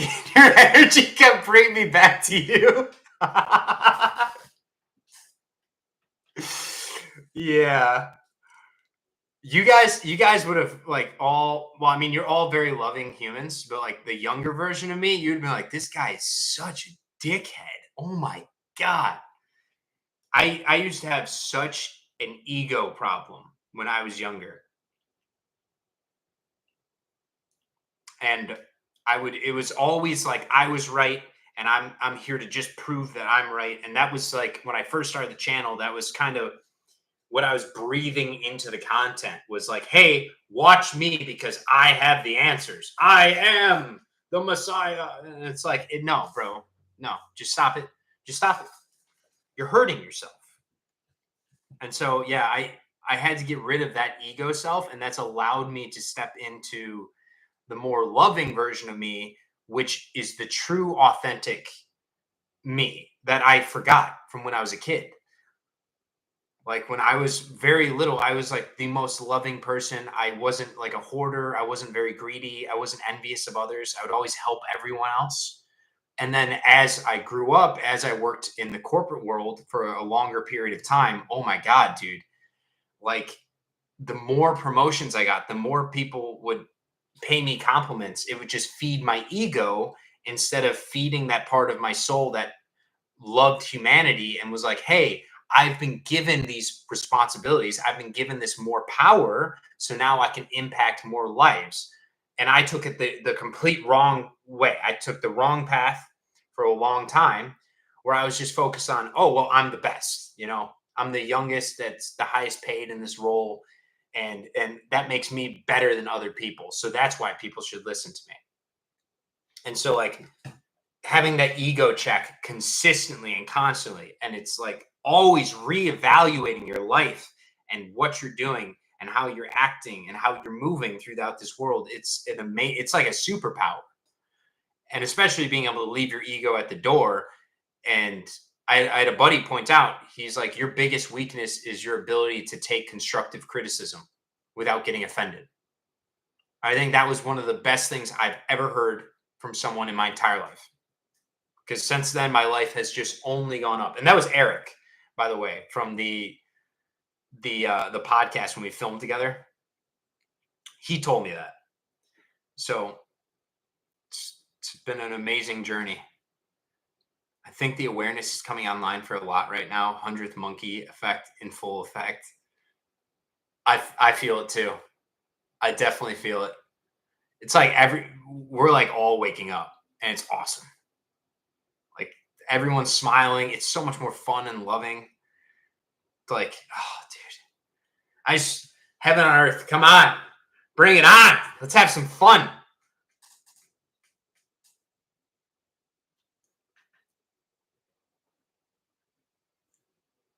I was a little harsh too, so we can both agree that the friction enabled this union. It's funny, I kept feeling your energy entangled and ignored it for months.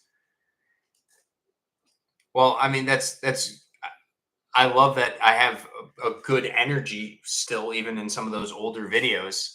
But I didn't, when I was reading through them, I saw it as like some of the best constructive criticism because you would pair up the criticism with such levels of like esoteric knowledge and depth. And then also I can't pronounce his names, the ego videos you've been sending me, and realizing I'm like, oh, you're not being harsh to me. You're watching the full videos, but because you're watching the full videos, you are understanding where I'm coming from, where my soul is coming from. And you can see the like little fragments that are out of alignment with my authentic higher self. And you're providing the breadcrumbs for me to walk back that path to get there. And so that's been amazing for me. I haven't been able to watch all of them because some of them are like hours long, but just listening to that information, it's very reaffirming for I'm getting myself back on the right path. Not that there is a wrong path, but that wrong path gave me the perspective now to see, okay, this is over here is where I want to be going.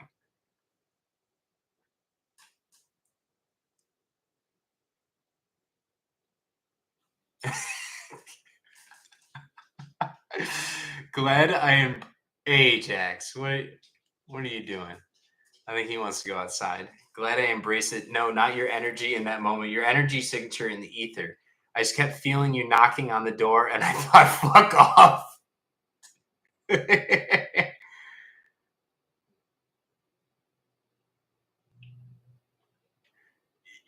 Yeah, Christian, I feel you on that one.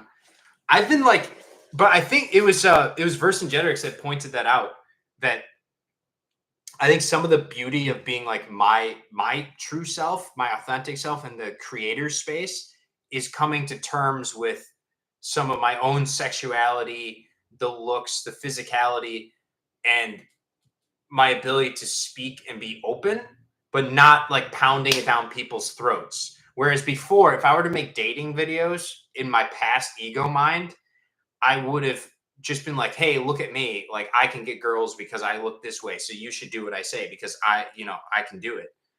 But now it's more so all the life integrations and lessons I've learned have just led me to this point. And we're all on our own journey.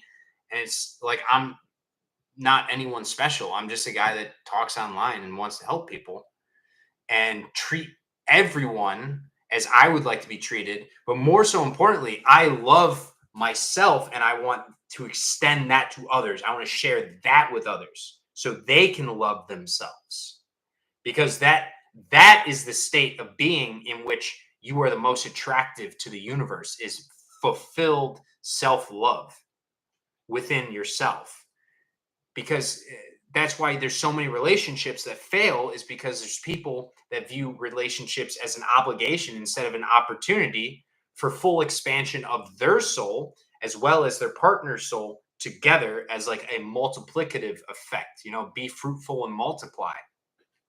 And so we sacrifice so many pieces of our souls or ourselves trying to please somebody else, thinking that that will somehow get us something, some type of fulfillment in return, instead of just being whole within to start with, loving yourself. And then that love attracts somebody like minded, like a female version of like one of you guys, for example, for me would be like the best case relationship for me is somebody that is very fun loving. They love themselves. They love what they're doing. Their soul's journey is in full effect. They're introspective. They're always upbeat. They're positive, but they also have the perspective that life has, the peaks and the valleys. And so they can sit in both with awareness and learn from them. And yeah,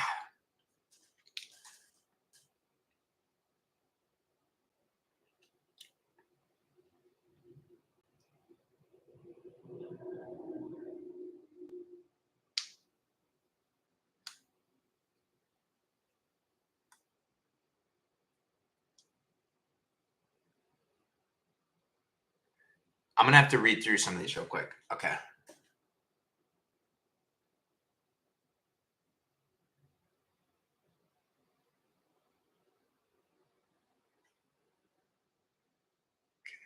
That's exactly the issue I have with some men who don't live in authenticity. It's really dysregulating. I want to comment, but don't want to be rude.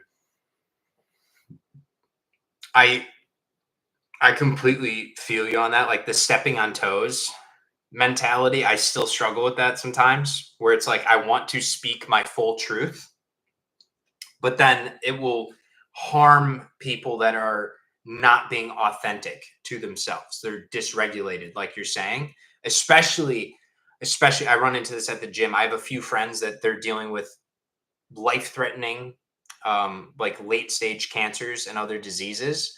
And then when I talk to them, they during the conversation, I'm trying to keep it upbeat and positive and saying, no, like you're going to be healthy. You are completely fulfilled within yourself. Like you need to stop thinking these negative thoughts. You're ruminating on the bad things. And it's like they can't hear it. It's just like they can't hear it. So I have to put up boundaries and protect myself because they take it as me being rude or almost like what would the word be? Like authoritarian is oh my god, my words are not coming out right now. But like trying to control how they view reality.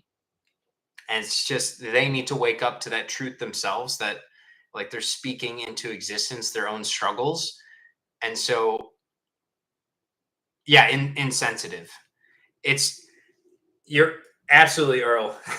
Nice addition. That's very insensitive because like to a degree we've been trained and I know this like when somebody gets sick you tell other people like oh I haven't been feeling the best and everyone's like oh my god I'm so sorry for you and they reaffirm the sickness and now being my authentic self, I'm not going to reaffirm the sickness for them. I'm going to reaffirm the health. I'm saying, no, you get to choose.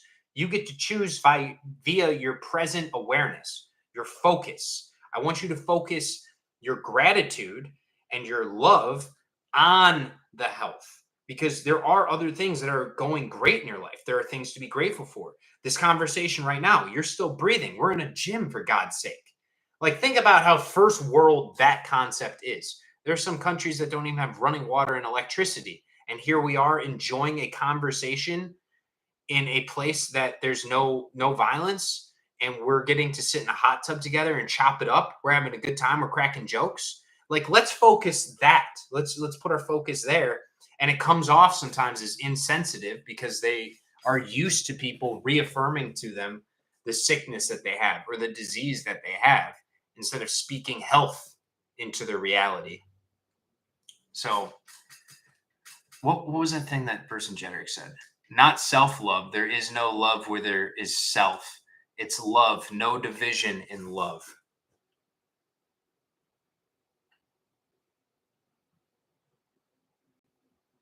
So would you say that's similar to like love for another?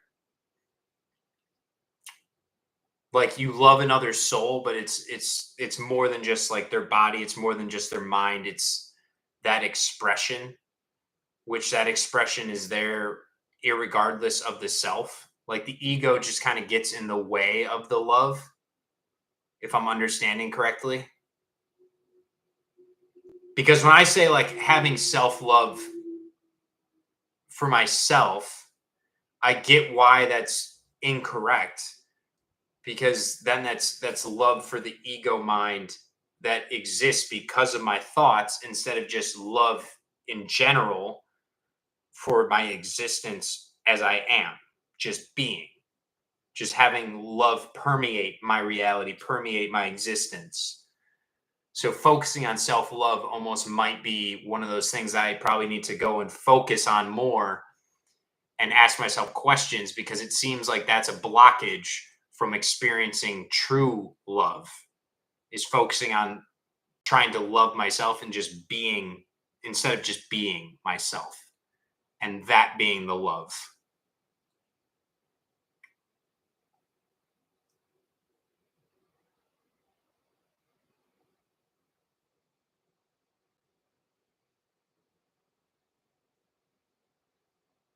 Truth isn't scary, Cristiano. It's our attachment to images that drives fear. Fear is attachment to a static, but truth is a dynamic. So we confuse the unawareness.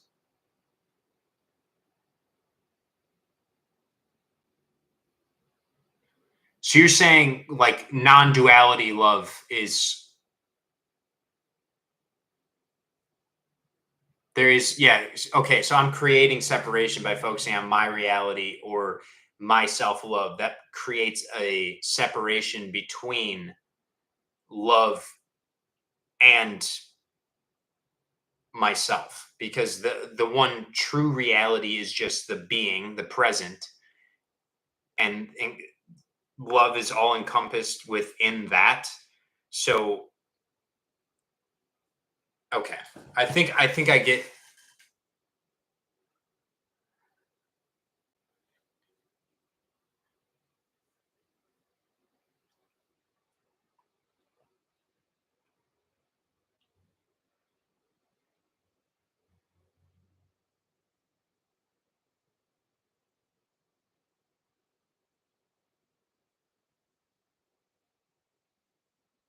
The observer is the observed. Okay, so kind of like quantum mechanics ish, like superposition, and then it just shows up where the focus is. So observe the love and it becomes what is observed, instead of focusing on it being something outside of yourself or something that you have to chase, and therefore you create separation and you put importance on it, which drives it away from you. Huh. I love that.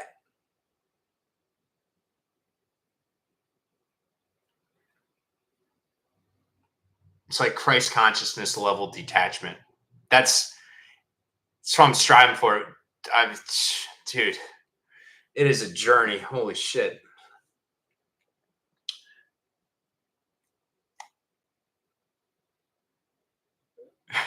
Part of why I shouted at you and walked away for 6 to 8 months. All right. I want to get back to this scenario by Earl because I'm not entirely sure what the question is. What do you do if you're driving on a 2-lane road, no other cars around, and see a snake in the other lane 100 yards away? What do you mean? Like, what is there? I would keep driving. I'm not going to swerve and hit a snake if that's the question. But I'm also not going to get out and like pick up the snake and move it because the snake probably knows more of what it's doing than I know what I'm doing because it's one with nature.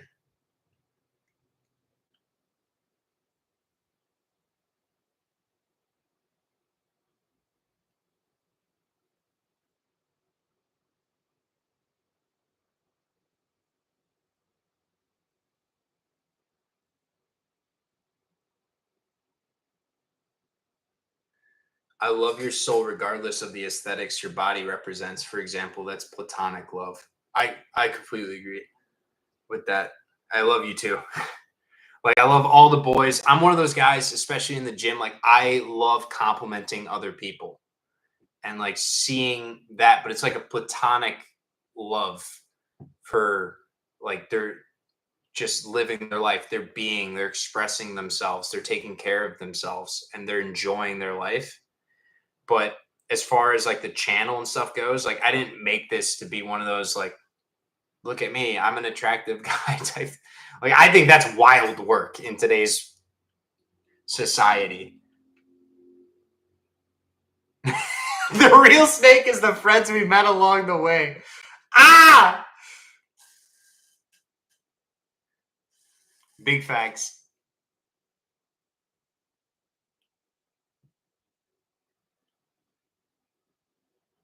There was discord between us, but there's only us, not me and you, just us. For us to make music, the frequency must align. And my frequency was whack.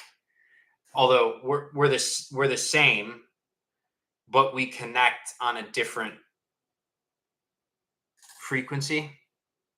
So like, are you saying that if like for example, if I were to start making like really bad content, like if I was making stuff that is highly divisive, the people that I would attract with that energy would be on that wavelength. Whereas now, since I've been doing more of the self work and elevating the frequency higher, it attracts back the energy that I'm putting out into the universe because we're all on the same wavelength together. So, like Cristiano, Vercingetorix, all of us together, we are different expressions of the same soul yearning to experience itself. And so the higher our frequencies go, it gets kind of lonely up here a little bit. Not saying we're like all the way at the top, but like when you're choosing love, you're choosing compassion, when you're choosing to not take, you know, action against other people that have wronged you, but choosing forgiveness, it kind of attracts people to you that are on that same wavelength, that Christ consciousness. And that's the ultimate journey, the ultimate goal is to experience more of that path and less of the earthly sort of materialistic duality based path where it's a lot of separation.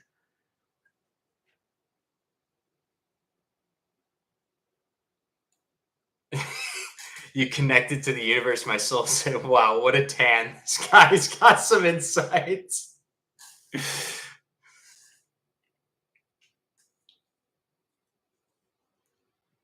Karma just means action.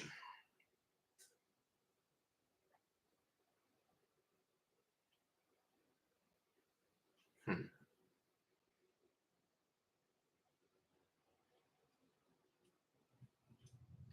I'm gonna I don't know if I really understand Karma just means action. So like maybe I'm thinking I'm not understanding karma as a word. So I need to after this conversation, I think I need to go read more. You said the Tao to understand more of the Eastern mentalities. I've kind of been hard stuck in the like the Bible, which I think that was written using Eastern symbolism and a lot of the mentalities. And that's why the West is struggling so much with it because we're taking it literally, but it's written in such a way that it's like the Eastern mystics wrote it.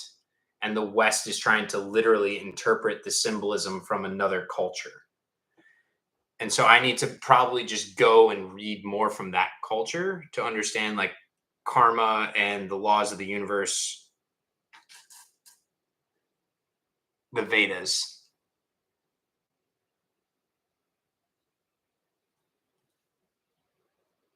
Okay.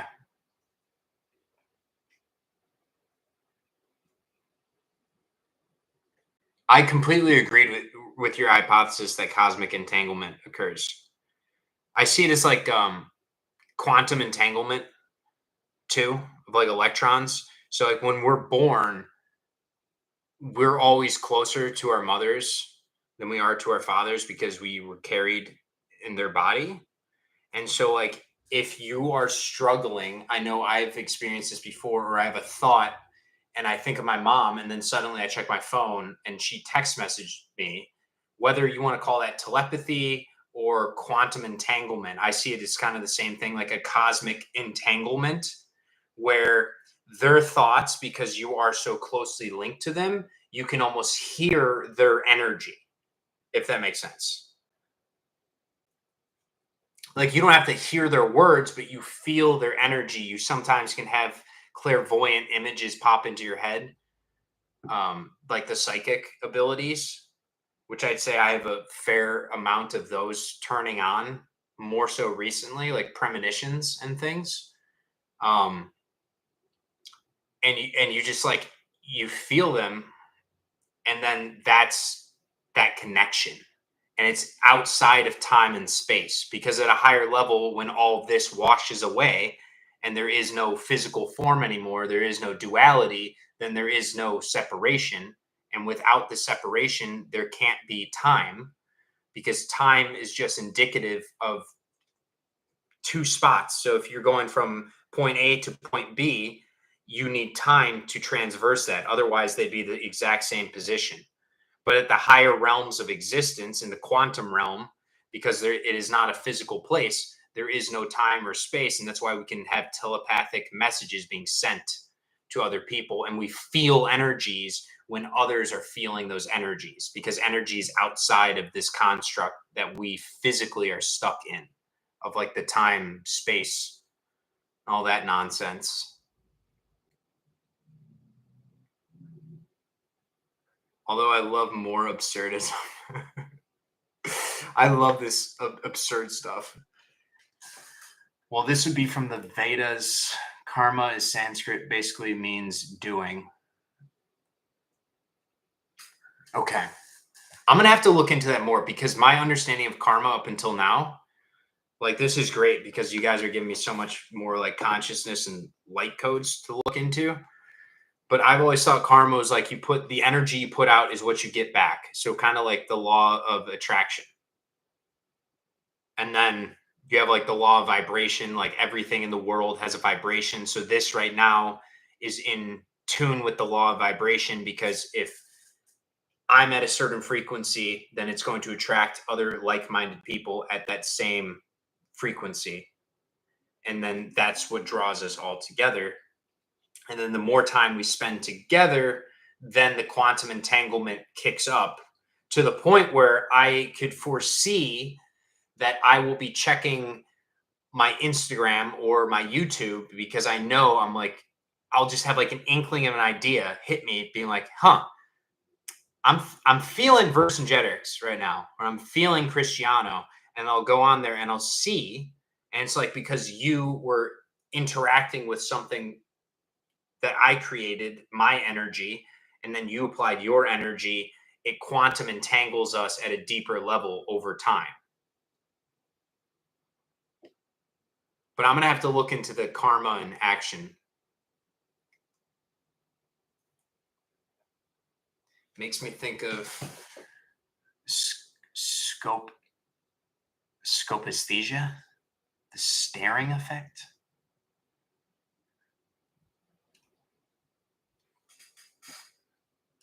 I'm going to learn a lot more metaphysics talking to you guys.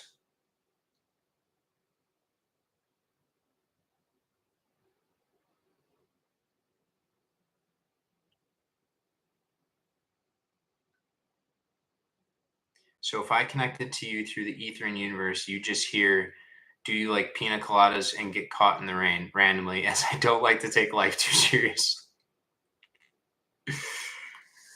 I think so. I think we'd be so connected that if I was having like a bad day or something, you'd almost, maybe not consciously, but subconsciously know.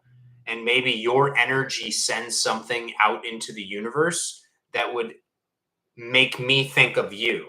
So it'd be like I could be on YouTube and I would be listening to random songs, and then a song comes on that would be like one of those lighthearted, uplifting, loving songs. And I'd be like, huh, yeah, this makes me think of like Cristiano, but your energy knew that I needed something, or that I was not saying that I need anything, but it's like we all talk to each other in ways.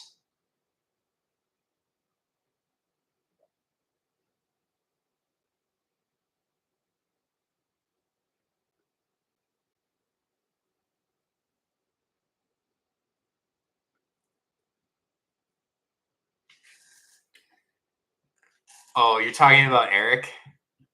You had a crush on Eric?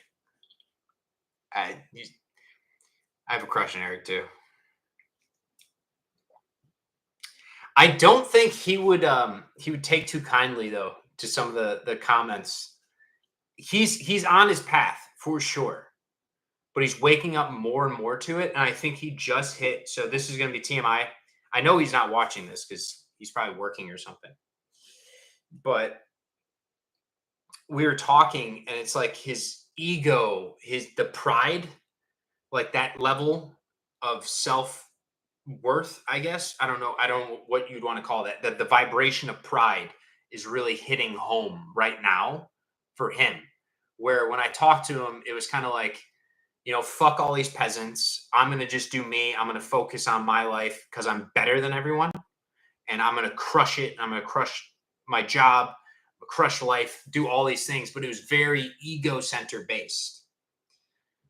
And I could see that if he were to read some of the very good comments that you left that were like self-critical or constructive criticism towards him and how he's very strung up. Yeah. Oh, I completely, yeah, I respect his journey. I just see a piece of his journey in my own journey too, where it's like the ego portion hits too much, and some of the actions you take, there's the highest version of him that I've told him before is like acting out of love, entirely love and compassion for other people. And that's what's going to drive him to do his greatest works in life versus just the service to self. And he sometimes can take himself a little too seriously, where he doesn't like receiving judgment from others, or criticism, because he sees himself as like almost above others at the moment.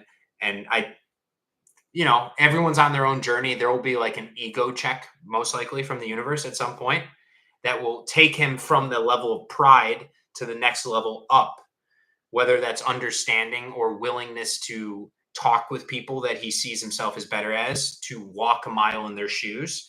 And then he will start shifting more into the loving self.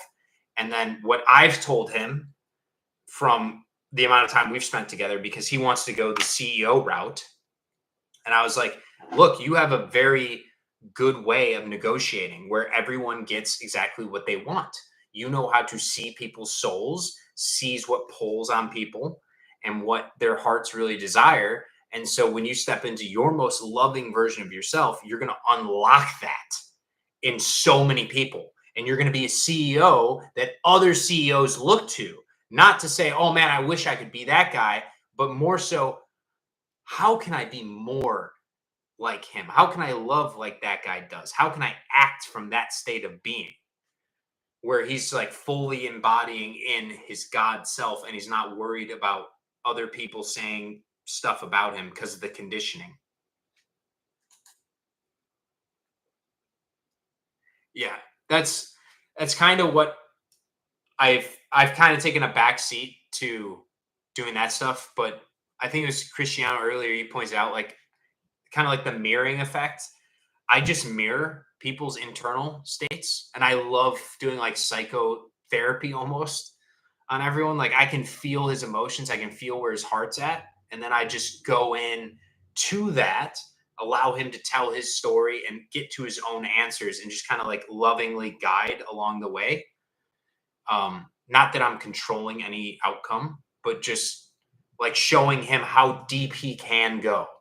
Like you are safe. You can go deeper. You can break the molds. You can break a lot of this programming because he's got a lot of it from his upbringing, like I had.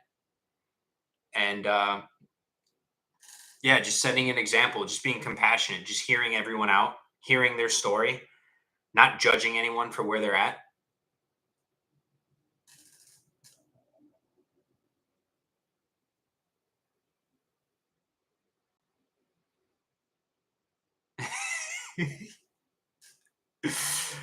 Who mirrors the mirror?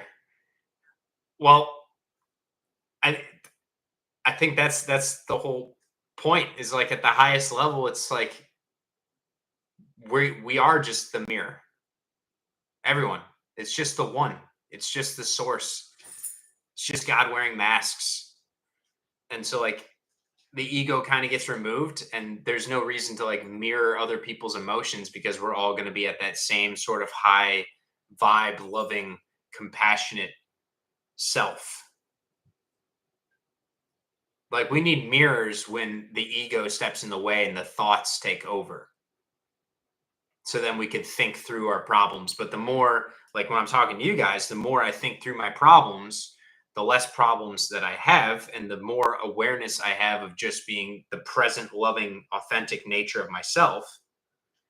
And so there is no need for the thought anymore. It's just the doing. It's just the action. It's just the karma, like Vercingetorix was saying.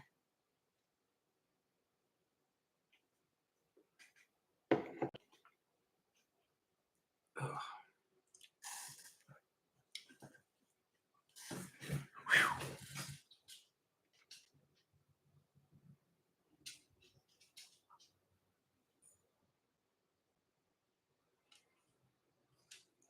I just gotta say, I really appreciate you guys' comments, though. These are awesome. Love you guys.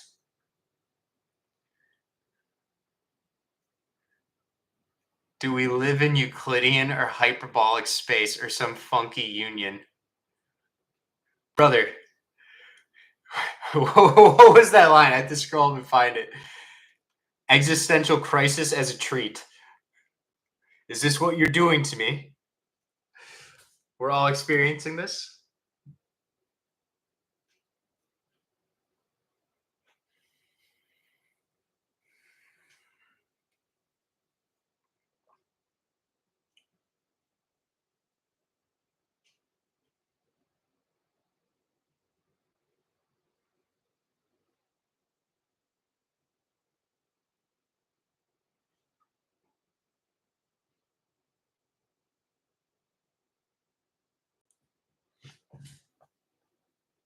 Hugging you guys. We're all gonna make it. But this is gonna definitely help with all the content and self-worth and like truly helping people. Because that's, I mean, I can genuinely just say that's why I took so much time away. Sometimes I'll step away for like weeks, is because I notice like the ego rises up too much and gets in the way. And I just have to keep focused on what the actual goal is, which is deeper connection with people's souls, being compassionate, being affectionate, being loving towards everyone. And sometimes, like, you just get lost in the fucking sauce. And I'll get too strung up on, like what I'm doing in my own life. And then I'll try and share too much of that. And it's like I'm pushing my own experience onto others when in actuality, that doesn't really matter at all. People just need your expression. They need to see the compassion, they need to see the love so they can step into it in their own lives, so they can walk their own paths and their own journeys. Because it would be very disingenuous and inauthentic for me to push my own path on others as if I had this figured out, which I don't. But it's nice, all these conversations, just like constantly up leveling more karma points to take more positive actions, get more of that delicious juice in from the universe.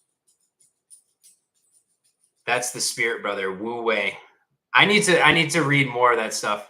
I've heard Wu Wei so many times, so many synchronicities, and I've been avoiding reading it for whatever reason. But like the Tao, the Wu Wei, I rediscovered listening to more Alan Watts recently, and I was going to pick up, just like other activities and things where I can just be present and get out of my own way. Honestly, I think we both overthink our perspectives as often men are not emotionally available, and we end up trying to validate ourselves because some men won't. Oh, because some men won't. Yeah. Dude, it's a strange world we live in, for sure. Taking control of their emotions in recent times. Yeah. I see it more and more. Like there was a guy I was talking to yesterday at the gym, which talk about Superman. This guy, he's a younger, I think he's like 22, 23, very attractive, light blue eyes, nice hair, no acne or anything. 6'3", 230 pounds at like 10% body fat. The dude, he looks like Superman, but you can tell he's just constantly in his own head and he's beating himself up because I think other people are scared to validate him for his looks because they're insecure about their own. So they won't do it. And so I told him when I ran into him, I was like, dude, you're looking like Superman, bro. Like, holy shit, we need to get you over in Hollywood. Like, you are one of the most attractive men I've ever seen. And like the look on his face from like a slight kind of like the frowny face, like the stoic look, into just like ear to ear smiling. And we had a conversation like 30 minutes. And it was incredible. But that's like my new addiction is being addicted to other people and their path and seeing them smile in happiness. It just feels amazing. I think case in point would be hyper masculine, toxic masculinity, hustle 24/7, never sleep, work constantly, never stop, no emotion, all go. Did you just describe Andrew Tate? Because that's, I appreciate him to a degree for waking people up to like getting out of that sloth mode, getting off your ass and doing something. But again, it was that hyper masculine, toxic bullshit where it's like, oh, just go chase money, chase this, chase women, just run through everybody, be stoic, don't have any emotions, don't show love for anyone. It's all about you. And you're spot on. Like, we need more awareness of the higher, more, I guess you'd call them like feminized emotions in today's world, like the love and like being open and caring for other people instead of just the Giga Chad Sigma, all the brain rot terms.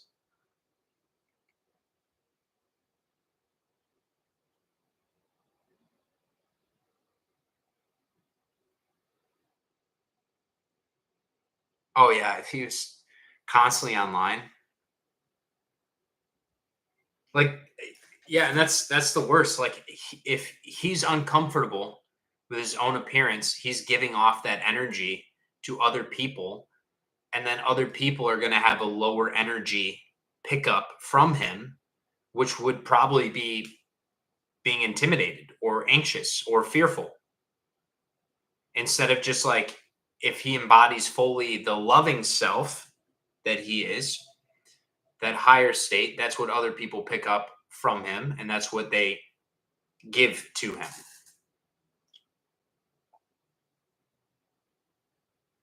Yeah, I completely agree with that. Suffering in silence, achieving perfection as if perfection is something we can achieve. We're already perfect once you get the thoughts and the ego out of the way. The perfection is in the journey.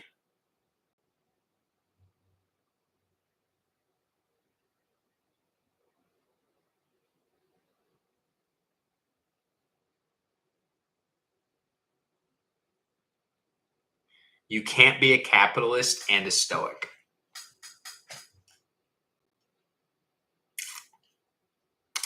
Yeah.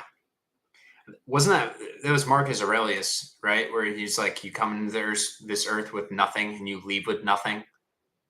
Like, that's pretty anti-capitalist right there. Like, very anti-materialism, anti-owning things, attachment to things in this world. Like, the true stoic is teaching detachment and just how you mentally and emotionally and then physically move through the world being from that detached state. But yeah, you're absolutely. People used to judge me for being tall and anxious as weird. Now I'm just tall. Facts. I only usually like talking to the weird people. I'm like, are you weird? Oh, damn, that's cool. Like, we can be friends. Like, that's the good stuff right there.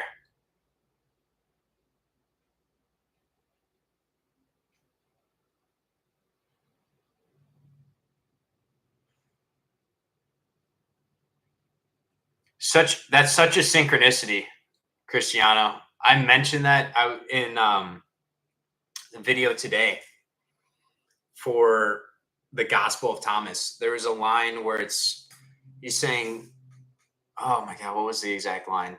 It's like, blessed be the poor, for theirs is the kingdom of God. And yeah, I'm going to take him out in a sec. I'm going to get off right after this. But I kind of related it to how the constant chasing, the materialism, the capitalistic society that we live is outsourcing our well-being to stuff outside of us. And so that's why Jesus is saying, like, blessed are those that are the poor, because they don't have all those external validators for how they feel on the inside. They have to go inside for their happiness, for their own personal love. So they are closer to the kingdom of heaven because they don't have all these other toys and gizmos on the outside that they're chasing. Like, it's very hard to find God when you're surrounded by a bunch of, models doing lines of coke on a yacht. I mean, sure, you could be having fun in the moment, but are you only having fun because of all the other things around you, or are you having fun because it's where you are and what you're being? So yeah, I love that. All right, guys. Well, I got to take this little dude out. Otherwise, he's going to piss on my floor. But this has been an amazing combo. Love you guys. Thank you for joining. I will be back. I'm not sure when the next live stream is going to be, but I'll probably start doing these daily. I should probably just do them daily. Probably easier. Just like do it like 8 o'clock in the morning, be like TED Talk. Watch me go through my own internal spiritual journey live on camera so everyone else feels comfortable doing the same thing. Who knows? Something weird like that. That would be fun. But I'm going to read these last comments and then I'm going to sign off. But thank you guys for being here. Really appreciate you guys for everything you've done. everything that you continue to do, and who you are at all times. You guys are the ripple. What matters in life, things. The only things we need are food, shelter, and clothing. True. True. Big love, guys. I'll see you around. Adios.